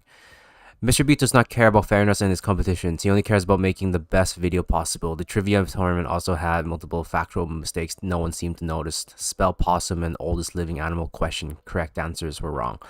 Ensuring fairness in the challenges like this is not difficult, but Mr. Beast thinks it makes the videos worse, so he doesn't do it. Yeah, it's starting to change my mind with the fact that Mr. Beast is a fraud, or is because he's being controlled by most of I'm not defending him, but also because he's the #1 YouTuber channel there is, and that it's potentially for kids and children and everyone ages. So he probably has a production team that controls most of his stuff, or possibly him as well, that's included, but we don't know for sure. I mean, with the video that's shown here, I mean, the fact that he's able to prove it really does describe that, my opinion of him has changed. But am I still gonna watch his videos? Every now and then, not all the time, because why would I spend my day just watching, the videos he produces? Also, I think some of the Mr. Beast giveaways have been fake, but I'll get to that later. So now that I've explained some of the ways that Mr. Beast lies to build trust with his audience, I want to go on to explain how he exploits that trust for profit through running illegal lotteries, selling fake signatures, giving children diabetes, and more. A call to action is simply when you tell the viewer to do something. Saying subscribe is a call to action. Early in his career, Mr. Beast found a better version of this where he takes a call to action and he adds positive or negative reinforcement to it. Now, as adults, we can recognize that subscribe for a cookie is a joke. It's not a real offer, but again, Mr. Beast's audience is... No, really? I had no idea that, subscribe for a cookie. I thought I was getting a cookie when I subscribed to him. It's been about 5 to 7 years, and I still haven't got a cookie. But I still have hope. And that's stupid, because some people actually do believe that. Is primarily children who may have authorities in their life that actually use sweet treats or video game detentions as forms of reinforcement, and you aren't born understanding sarcasm. Whatever the reason, these reinforced call to actions are more effective than just saying subscribe. Oh, but there's an even much better version. The call to action giveaway. If you guys want to win a brand new PS5, all you have to do is subscribe to my channel. I can't believe people are still doing fucking giveaways. Holy shit, it's so annoying. Stop this. Actually, realizing it, I never actually subscribe for those things. You only for me, in my opinion, if you subscribe, you like their videos and you like to follow them and watch their videos when they're uploaded. That's about it. But to do giveaways, and the thing is, you never hear any of these giveaways when they subscribe. And the funniest part is the thing itself about subscribing is that there's many people subscribing to your channel if you're popular, and if you're like a nobody like me, which you don't get any really, you can't keep track of them. You really can't, unless you put a lottery and you find all your subscribers and you put a lottery, then maybe. But you don't really hear the people to tweet about it, and you don't really hear the videos being published that they got the actual gifts. Well, giveaway, not gifts. Well, technically they're gifts in a way, but you know what I mean. I'm so tired of it. Fucking 10 years of YouTube, people are still buying subs for this shit. Over the next 7 days, I'm gonna be giving 1,000 random people that subscribe a free Samsung Galaxy S24. How is this legal? I don't get it. All you have to do is subscribe to your channel. All you have to do to enter to win one of these phones is subscribe. It's a scam. Holy shit. I literally spent over $1 million on these phones, and we literally found him 1 minute before Zach. I spent over $1 million on these phones.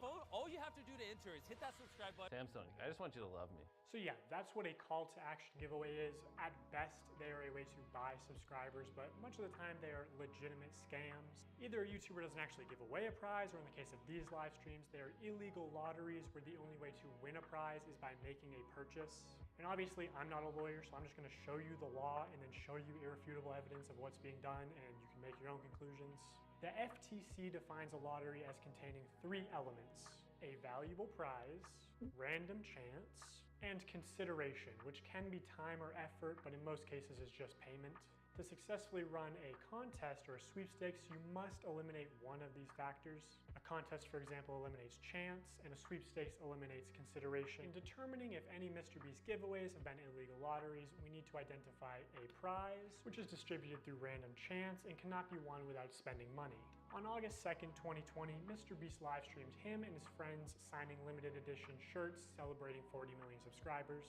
And here are just some of the clips from that stream. For those of you who are just joining, if you buy one of our limited edition 40 mil special shirts, we're celebrating 40 million subscribers with a really big video, then we will sign that shirt, and some of them will get random prizes like this.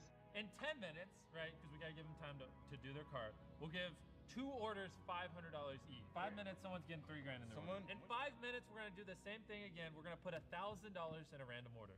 2 minutes, newest order gets $2,000 Good luck, everybody. So this was a 6-hour live stream. They took it down off YouTube, but 5 hours of it are still up on their Facebook page. And during those 5 hours, I counted 584 shirts signed during the 5 hours of the stream. 46 illegal lotteries. Okay, allegedly. 13 extra shady change rules. Okay, that's a bit shady. That's very shady. Average giveaway value of 1,036, and then the retail value is 47. Oh, whoa. Okay. 69,621. That is quite a lot of hoodies. And the odds of winning a prize of the purchase, 0.06, 1 in 1,600. Yep, gambling it is. 6 illegal lotteries. These lotteries are also run poorly. Multiple times they would say something like, buy in the next 5 minutes for a chance to win. And then 7 minutes later go, actually, the newest order in 30 seconds is going to win. In 5 minutes, we're going to do the same thing again. We're going to put $1,000 in a random order. Hey, Daryl, don't we owe someone $1,000? Yeah, so, all right, so the newest order, in 30 seconds, we are going to put $1,000 in your package. So basically, the person that was before that just completely won't get it. Okay. Okay. And there is no second giveaway 30 seconds later, like Jimmy said. This is just one very shady giveaway. They just go on to talk about how Steven made a profit. Steven's a handsome name. We're proud of you, Steven. I counted 13 of these extra shady lotteries where they did not give the prize in the original time frame that they said. Okay, so we're going to put 2 iPhones in this piñata, and we're going to give it to someone who orders a shirt in 3 minutes? 5 minutes. Buy a limited edition shirt or hoodie, and we're going to pick a random one in 10 minutes and give them $2,000. Have we done iPhones yet? Yeah, Oh, we did one. Oh, wait. Hey, Daryl, first, actually, before we do that, we never picked the piñata. So these clearly fit the definition of an illegal lottery. These clips are also not out of context. No one ever said no purchase necessary. There's nothing in the description or on the website. At one point, Mr. Beast is informed that they ran out of PlayStations, and he says, are we trying to not sell merch? Our city is sold out of PlayStations. We don't have any. We have to give away. Are we trying to not sell merch? So he clearly knows that they're making more money by running these illegal lotteries. Another shady thing he did was constantly suggest that they're doing too many giveaways to make a profit. My guy over there doing the numbers is like, stop, please. It's like, you do realize every time you give away an Xbox and $1,000, you don't make money. I'm like, oh, I know we're not gonna make money. What are we doing, guys? We're gonna check after the stream and it's gonna be like, oh no, what a waste. Yeah, I know. We're gonna break neutral. When there was just no way they were ever even close to losing money on this stream. I don't know who this is, but you just got a pair of AirPods. Oh my gosh, we're not making money. Guys, we need to stop giving everyone something. We've just lost like 7 almost everything that someone's bought, we put something in their package. I'm not gonna make money. In 5 hours, they gave away about $50,000 worth of stuff and sold over 50,000 t-shirts. Selling these t-shirts at $42 each, profit margin would be about $22. But even if they were making like $1 per shirt, they would still be fine. Also, by my estimates, only 1 in every 1,600 orders actually won a prize. And I guarantee he has real-time analytics on his laptop. He knows they make more money every time he says, oh my God, guys, we're giving away so much stuff. We're not even gonna make a profit. Please, don't you want me to make a profit? That's why he keeps saying it. Also, they just don't show how winners are picked. So it's probably not actually random. You know, humans have biases. Imagine Jimmy tells the guy off camera, hey, pick a name right now. And he sees 2 names, one is easy to pronounce, one is not. This is why lotteries are heavily regulated to ensure fairness. Also, obviously, you have to be 18 to play the lottery. It's gambling. Mr. Beast isn't just promoting gambling to children here. He's running the casino. And this isn't even close to the worst stream he's done. 4 months later, Mr. Beast signed shirts again, but this time it was a 24-hour live stream with way more illegal lotteries. And by the way, the rest of these streams were taken down shortly after upload, so all I have is some old clips and Reddit threads talking about them. Now, this stream did say, we are doing a ton of giveaways, no purchase necessary in the description. But to be eligible to win most prizes, you had to make a purchase. Would you guys prefer that we throw money in random orders? Or that we throw items in random orders? Yeah. Somebody screamed in chat, I want a Switch. Hey. buy a shirt. In 30 minutes, we are giving away my car to someone that buys merch. Which each giveaway is its own independent event. You can't give one prize to someone who buys something and a different prize to someone in chat. The prize where you have to buy something is still an illegal lottery, which obviously Mr. Beast knows this, but you know, he's a poker player. He likes a little bluffery, a little plausible deniability, you know, pretending to be ignorant of the law. You know, YouTube's a little different than this. Because YouTube, I can just do stuff like that. I can just be like, you know what? Pull up a database of 100 people that bought chocolate bars and pick 100 random ones. Got it. I think I can do that over here. I don't know.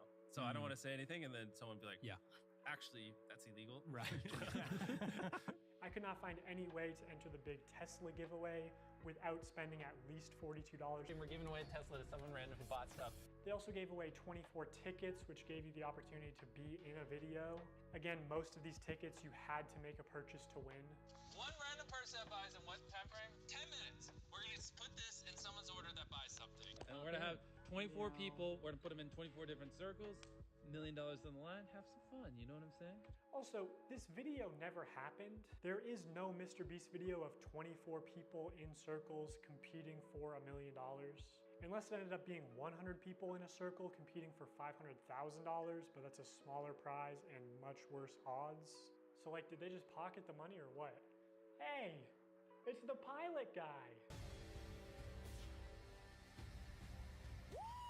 Let's get it! Wait, he's about to be the first one out? That's unlike him. And though you got out first, I still have a prize for you. Just wait here. Oh, first person out gets a car, and it just happened to be your friend Mac. Another thing that just annoys me is Jimmy constantly says during these live streams that he's just doing this for fun because he loves giving things away. Oh, and I just like giving away stuff. It's kind of fun to me. Imagine you just lost a bunch of money at the casino, and the owner comes out and he says, guys, the reason I do all this, I just love giving away money. Also, you're 7 years old in that example. It's insane that he can flip these massively profitable illegal lotteries targeted towards children as an act of generosity. So I'm going to give you guys a few minutes to go place an order at shopmrbeast.com. Anyone watching any of the lives. And we're going to throw iPhones in some of them. And again, there are very few videos of this live stream on the internet. I think Mr. Beast probably copyright strikes re-uploads. But almost any clip you do find will have some new violation of internet gambling or sweepstakes laws. I thought it was him. I was like, keep going. Wait, really? Let's go. Wait, it's literally like his initial. Who is it? My cousin. Wait, really? Actually, that's illegal. Some of the common complaints we see in threads about this live stream are that they only signed large t-shirts, so when they selected an order to give a prize, it was apparently always a large or extra large t-shirt. They kept saying things like buy in the next 15 minutes for a chance to win and then not honoring it. Multiple people claiming that their name was read to win a prize and they never received it. This person is still tweeting about it to Oh my god, there's a guy that watched 24 hours of Mr. Beast. Crazy.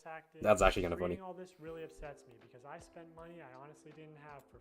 Bro literally slept, breathed, farted, pissed, pooped, and all for Mr. Beast in that day.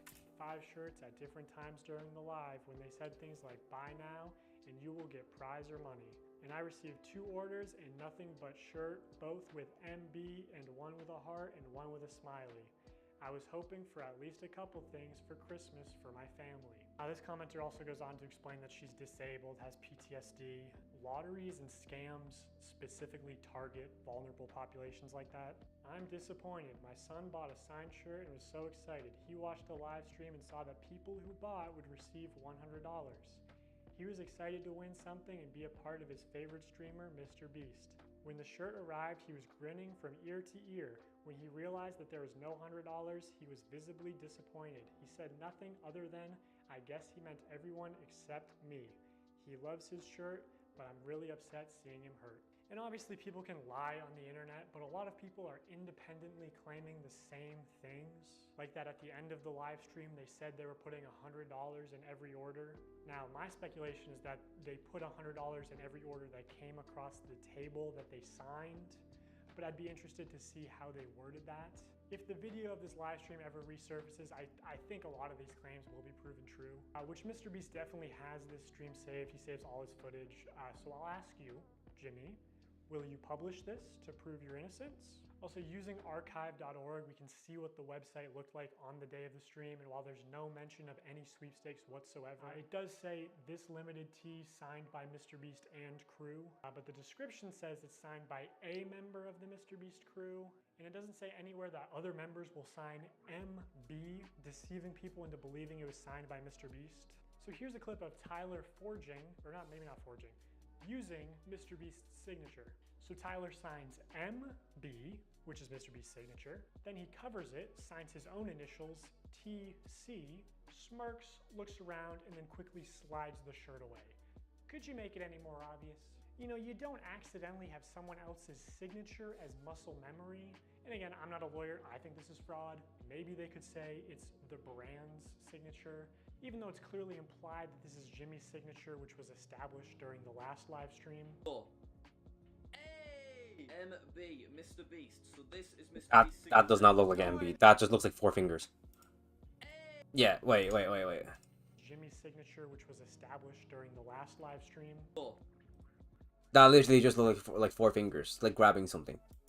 MB, MrBeast. So this is MrBeast's signature. No way, this one was signed by MrBeast. It's just got the MB, but that means it's signed by MrBeast. That's obviously his. MrBeast. This is so cool. That's obviously his. MrBeast. You know, some people bought these shirts as collector's items or even investments, and this puts into question the authenticity of all MrBeast signed merch, which otherwise could have been very valuable one day.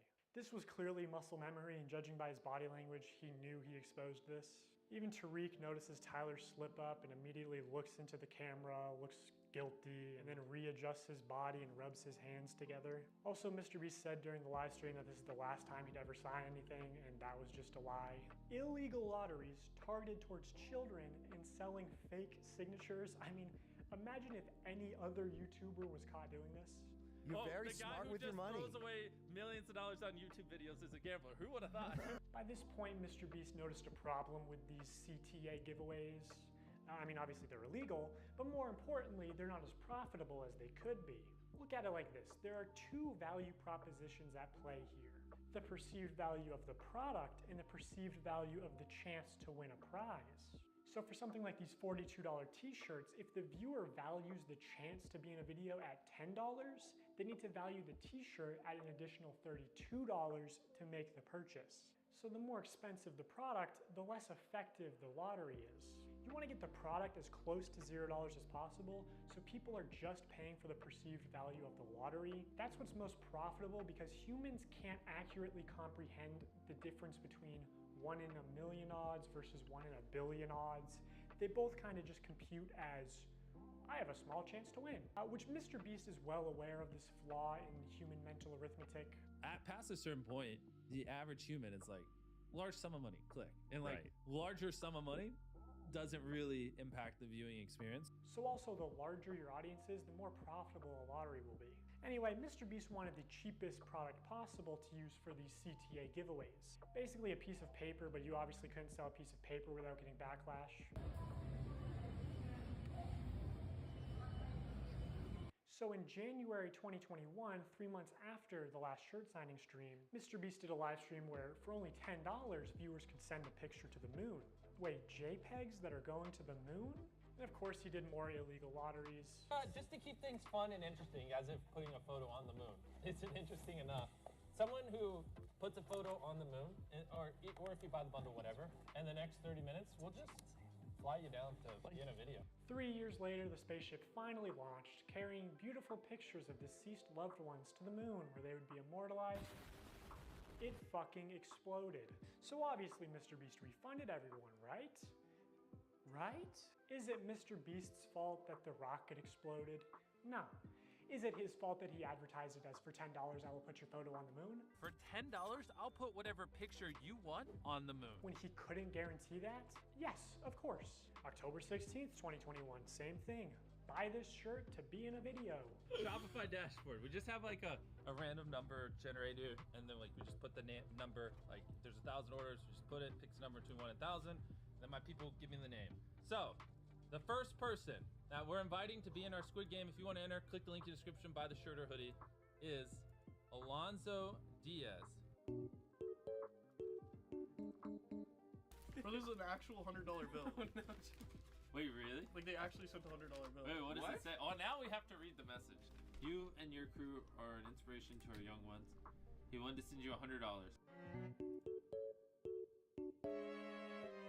Everyone click the link or the view product thing in the bottom left. We're gonna open 3 packages, and whatever's in those 3 packages, we're gonna give someone random that buys. Mr. Beast is the American dream. Now, I'm going to get to what, in my opinion, is the most unethical CTA giveaway that Mr. Beast has done. But before I do that, I really want to drive home the point that the closer a sweepstakes is to an illegal lottery, the more money it makes. Because, you know, every customer is supposed to be informed that they can enter easily for free and that making a purchase does not increase their chances of winning. Like, you're supposed to say no purchase necessary in all of your promotional material, which Mr. Beast does not do. This legal gray area only leads to people getting scammed, especially the elderly and children, who are also being introduced to gambling. The only people who benefit off of sweepstakes are influencers and scammers. Remember Wizza, a sweepstakes company that got exposed as a total scam and shut down? Even Omaze, the charity sweepstakes company, got exposed as a scam and had to shut down in the US. Or back in the day, there was Mystery Brand. You remember Mystery Brand? So Mystery Brand is a website where you purchase different boxes with chances of winning things. Take, for example, this women's Christmas box. It costs $15 to open, and you can win the most expensive Los Angeles realty. But you can't even click it, okay? It doesn't even give you more information, but apparently it's worth $250 million. I love that you can't click it. Like, they're just like, trust us. There's a $250 million house with your name on it. All the way down to Icicle, Site Balance. I'm willing to bet that this is probably what 99% of the people are getting. Hey, at least Mr. Beast never wanted to work with this obvious scam. I mean, at least Mr. Beast's manager never went on some podcast and talked about how Mr. Beast really wanted to work with this company. No, what's this? Is there anything you've had to say no to? Yeah, tons. Yeah, so a good example. So it was about 3 years or 2.5 years ago when I started working with Jimmy. What was becoming really popular were these like mystery loot crate, like internet sites where it's basically like CSGO skins, but you'd go on and be like, here's this Supreme box, and you'd pay $50 for it. And remember, it was didn't Ricegum did quite a few people. Yeah. Yes, Yeah, they got a lot of hate for that. Right. Jimmy was, he wanted to work with that company when he heard about it because there was a lot of money and we wanted to give that money away in a video. And I had to talk him back on it. I was like, listen, we're not promoting gambling. I think people are going to see this negatively. So it was a long conversation that him and I had to have, which eventually we passed on the deal. And then Jake, Paul, and Ricegum ended up doing that deal and got a lot of hate for it. Jimmy, why is your manager saying that you wanted to promote this obvious scam to your young, impressionable audience? Mr. Beast launched Feastables, his new chocolate brand, back in January 2022. I want to tell you guys about my new snack company, Feastables. They're made with only 5 ingredients, but still taste amazing. And I'm kicking off Feastables with something I've always wanted to do. 10 random bars are going to have a mystery ticket inside of them, and if you get this mystery ticket, we will fly you out to compete for a chocolate factory in one of our videos. And on top of that, Chandler, we're giving away over $1 million in other prizes to random people that buy the bars. Dude, I need to buy these. It's interesting to look back at this because a large part of Feastables' marketing campaign was the fact that it's a better for you brand, that it's healthier for you than Hershey's. Less sugar, only 4 ingredients, all organic. I wanted to just make a better for you snack brand because I think a lot of the stuff out there is just terrible for you. Because obviously so much obesity and disease comes from the stuff we eat. Like Hershey's, for example, there's 10 ingredients, super processed. Our Feastables bars are 5 ingredients, and just all the ingredients are way higher quality. And it's infinitely better than the other options out there. I got all the Feastable chocolates. Let's try them and rank them 1 to 6. I'm going to be completely honest. Totally not biased, because if it sells more, I make more money. I'm going to be honest. And I hope Jimmy is sitting next to me and not getting his feelings hurt. Compare it to Hershey's. It's our Crunch Bar. Okay. This is the one you believe in? Yes. Not crazy, Jimmy. No? You don't like Crunch Bars? I do like Crunch Bars, but again, it's too sweet. Let me try this. Maybe these are defective. Oh my gosh, this tastes good to me. Wait, we're supposed to be ranking them. I rated the first one, so we going completely off of. No, we're going completely off of. We're in too deep. Yeah, no, he looks like yeah, you can tell he's kind of like Keith is being honest. Only 5 ingredients, infinitely healthier for you than the normal thing out there. Also my favorite so far. Okay, here's the thing. I didn't realize you were a dark chocolate guy.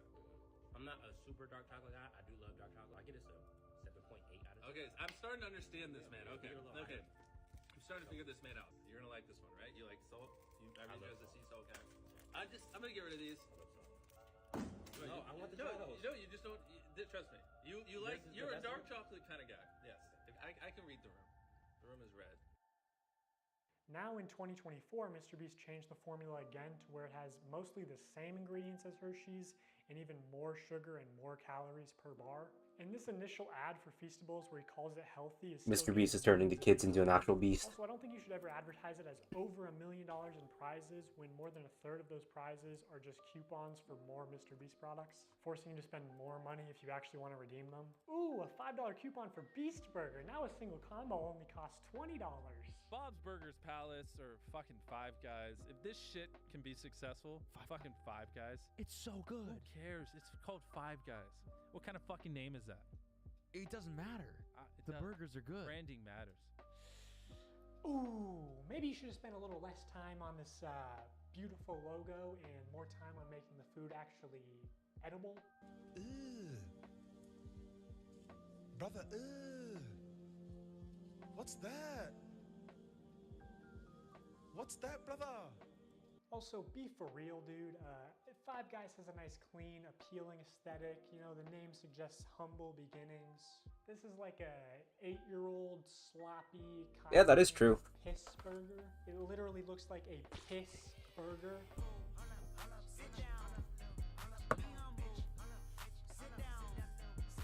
Me humble. Also, this digital wheel is not remotely representative of your actual odds. Mark Rober has talked about this common deceptive casino tactic before. You recall from the Carnival scam video, the most lucrative games for the Carnival owner are those where people overestimate their chances of winning. That is exactly what happens in this game, thinking you were so close to getting a jackpot, when in reality, you weren't close at all. In gambling psychology, this is known as the near-miss effect, and people will spend much more money to try and win because they think they can just do it on the next one. So I am absolutely pigging out on Feastables. Problem gamblers have a suicide rate of any addiction disorder, study showed. Well, of course, 99% fail, and you just need that 1%, you know? There has been a recent rise in gambling products targeting children, maybe video games, loot boxes. Yeah, examples Fortnite, like, you know, buying skins and everything, kids spending a lot of money, taking their parents' debit card, credit card, and putting so much money into it to the point that their family's in debt. But, you know, that new skin, I'll take it. Well, the kid took it, not me.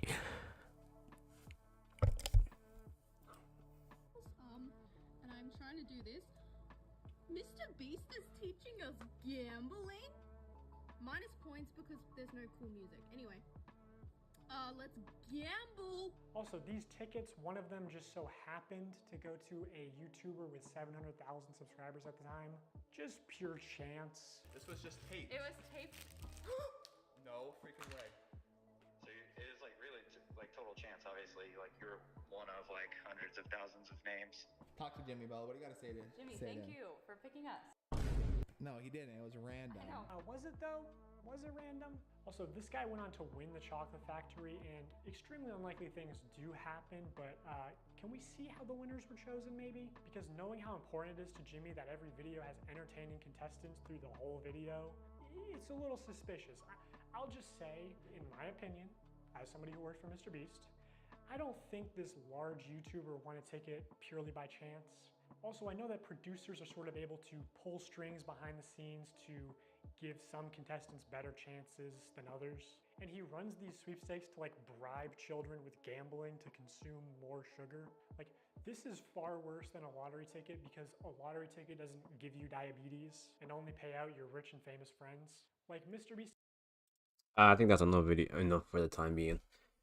But basically, I kind of understand that Mr. Beast is a fraud, but it's also business. So you can't exactly, you know, even though he's inducing, you know, he's, you know, I can't say he's a bad person until there's more. But obviously he's crashing down now, so we'll just have to wait.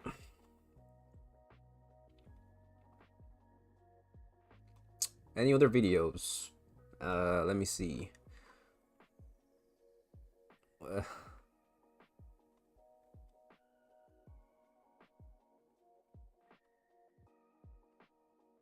The rise of AI girlfriends. Well, that's something interesting. You know, with the fact that you know, you have to create AI girlfriends to fit your desires really shows you the standard of, well, men and women itself as well, because there's, you know, data all over the internet itself, and the AI uses off those and gives you experiences you never probably had before, desires you never have discovered, but through AI you can test it out, and then eventually that's your beauty standard for us men, and then women who could use it, you know, for male version AIs could also be the same.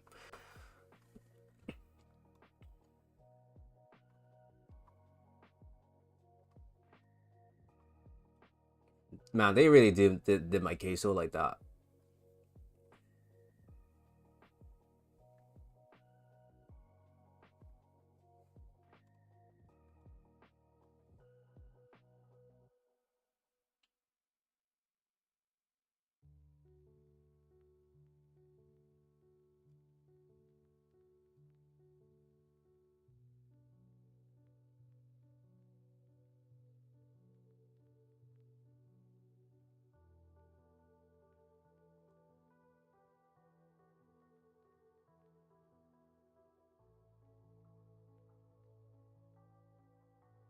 I actually don't watch Nick Mercs that often though. You see, the thing is, I actually don't. Does he do gaming or does he do reaction videos? Well, it appears like he's doing more of reaction videos.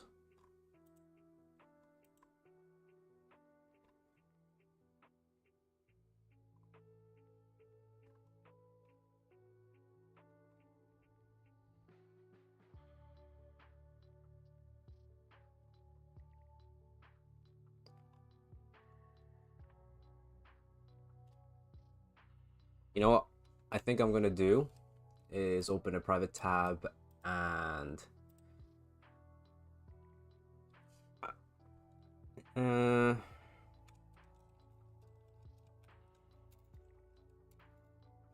topics.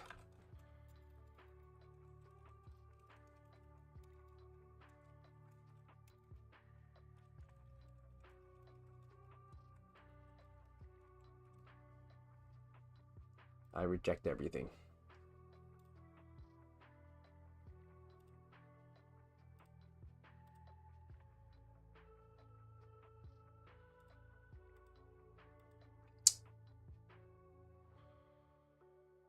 All right, you know what? Let's see this. Okay, so when you describe yourself to others, what words would you use? Well, first of all, I think I'm a dickhead. Okay, I think I'm pretty fair. I think I'm a pretty loyal person. All right, so I'll give you just 3. I'm a dickhead because I tell the truth, and I'm also very non-sarcastic. I'm very sarcastic in a way, so people think I'm a dickhead in that sense because the way I speak. I think I'm loyal, well, because what I believe, the morality is, I believe in the fact that good things come by, and the thing about being loyal is that it shows your worth, shows your morals, and shows who you want in your life that you'll fight for in a specific way. So that is what I would believe. And even if the other person isn't loyal, at least you gave it a try, and you know, you clearly just didn't, you know, it didn't work out, and you move on. You don't get upset about it. Don't be haunted by the misfortune of it.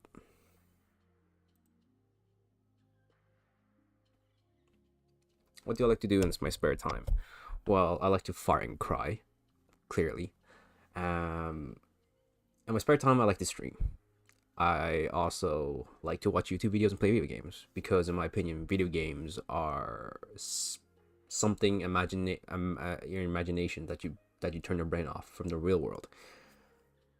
But the fact that society and companies make the game so realistic with the futurism of graphics and all this type of stuff, which to me, it just doesn't seem to be very valid. Someone could have different opinions, but that is just my opinion.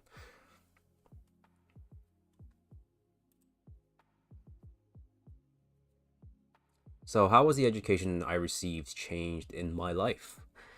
So let me think about this one, actually. So education wise,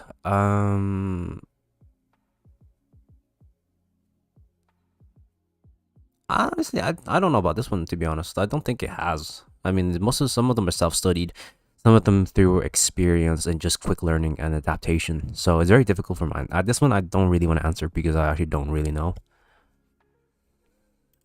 I might do a couples one. Let's see.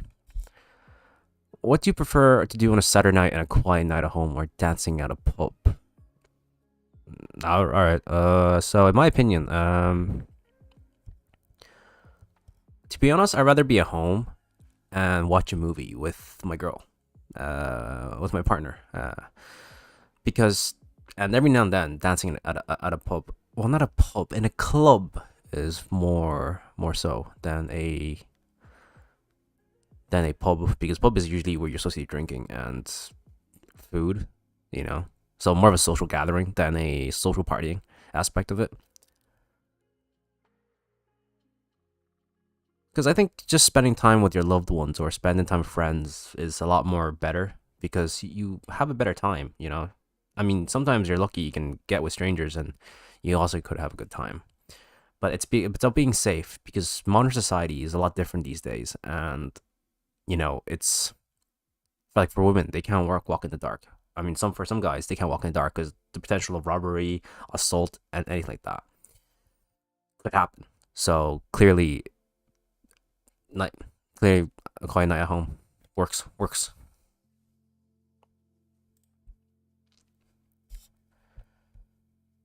Oh yeah, this is all couples. Wait, I need to switch. This is family. Nah, I don't like that. Anyone? Can you think of any technology that has only made the world worse? How about a piece of technology that has only made the world better? Okay, so one worse technology is apps. For example, OnlyFans. All right, OnlyFans used to be just an app for taking photos of scenery and stuff, and people just pay for it. But now it's used as a way of sexualizing your body image to other people for money. It just has made a lot more people pervious and more addicted to the addiction of self-pleasure, which, because they know they can't get the person, so what they do is get the image of them. And a piece of technology has only made the better. I would say stem cell treatments, because you can grow you can grow parts of the skin back from your fingers if you chopped a piece of your finger off. So that's my answer. What personal goals do I have? So with this one, well, first of all, I hope I can make streaming become full-time within a year or maybe a few years. I'm going to try my best to keep going. And then personal goals is to get a job, because I am financially stuck for the past few months. I got let go from my other job since there was just no work. I was working for the Department of Agriculture, Farming, and basically part of the government in the agriculture sector. And I got let go because there just wasn't work during the months. So I don't know why they decided to hire me, because I asked other employees and they told me that during the months of between February, March, and April, there's nothing happening because farmers aren't putting in seeds, and it's mainly customer base that we get the test from. So hoping to find another job, stream, also trade as well in the stock markets on future contracts. I'll do that as well. I'm trying to do as much as I can with my life and try to find different ways of experience and gain different knowledges, even if it's not benefiting at all. At least in your life in the future it might come up or something that is possible that you can take an opportunity. Do I play any sports? I play basketball rarely. I play football. I used to play football back when I was in primary school or preschool, but I stopped doing that because I had low insecurity, and I felt like every time I didn't do well as a goalkeeper, I just couldn't handle it. And seeing the people's faces when I let a score because I didn't do the correct thing, or afraid of getting a foot kicked into my face at the times. So clearly not my thing, which really did hinder my spirit in playing football. Where's the best place to take a date? Okay, so with this one, a place where I think maybe a movie, or even just Starbucks or coffee, because you want to know the person first. It really depends on what this question is asking. If it's a first date, maybe a second date, maybe just a date, could be the 20th, 27th date. But if I'm gonna assume the beginning of it, which is a coffee. You sit down, you look at each other, you talk. No phones, just try and talk. Even if it's awkward, just talk it out, because it's just a date. You're not getting held at gunpoint. So, I'd switch. Or the movies. If you both like a certain movie and you want to watch an upcoming movie, that too. Bowling, because you throw balls into pins, that too.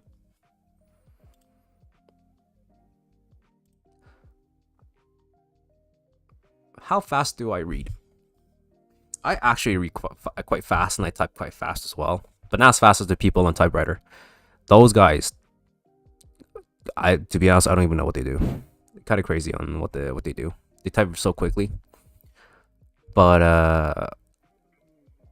I read quite fast. But it really just depends. Like, if I have the energy, mental energy, because it is quite stressful reading quickly, because I don't actually process what I'm saying, and I just read it out. So, quite fast. Roughly, large paragraph in a few seconds.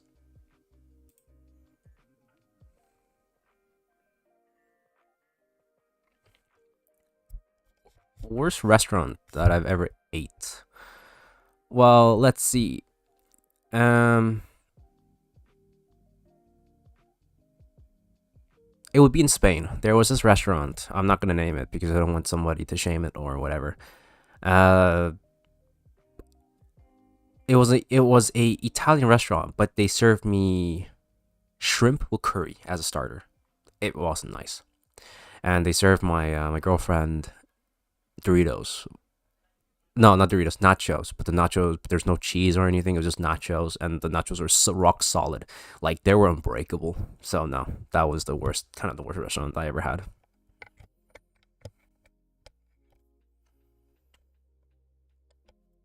But now I gotta actually go to pee, so I'll be back in a second.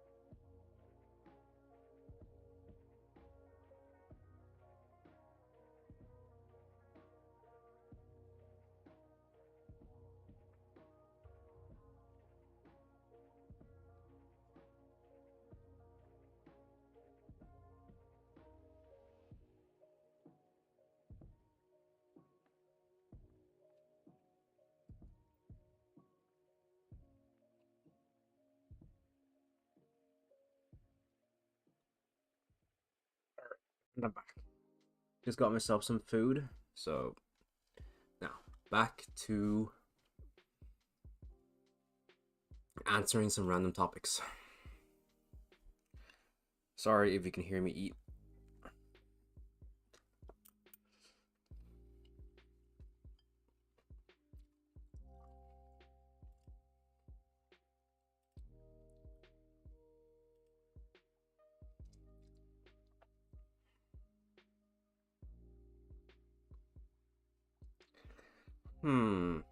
Let me see. The last book I read, it'd be The American Sniper. It's really good. It's basically explaining the story of how he had to, like, basically in Afghanistan, I believe, or Pakistan, somewhere in Iraq. Yeah, my bad, in Iraq. And just his journal of what it was like in his life. What's my favorite song? So on my Spotify, for the yearly music, it was actually The Lost Soul Dawn by NSBLV. So, just because I like the beat. How often do I exercise? Well, I do it about 2 to 3 times a week. I hit the gym, do a nice easy workout, burn some calories for about an hour and a half, and that's it. Going too much can actually help you gain weight because your body is overworked. So when it comes to eating food, it'll just absorb it and turn into body fat. So you don't want that to be happening.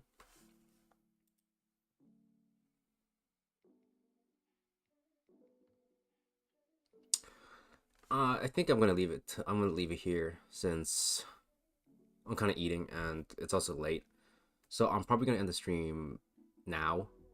And honestly, I hope the people that are watching, that did watch, or I hope you continue to watch me, because I do like, because I think I enjoy, I think these are some really good topics and questions that are asked, so that I can explain my point of view, and I hope you guys enjoy, because I hope you agree. If you disagree, next time I'm on and I do this type of stuff, please enlighten me and reply and tell me about it, because I am curious about your opinions. So there's that. But anyway, don't forget to follow and like and share among your friends and see how they feel about the towards opinion. And for now, take care. I'll stream next week, and I'll see you guys next time. Peace.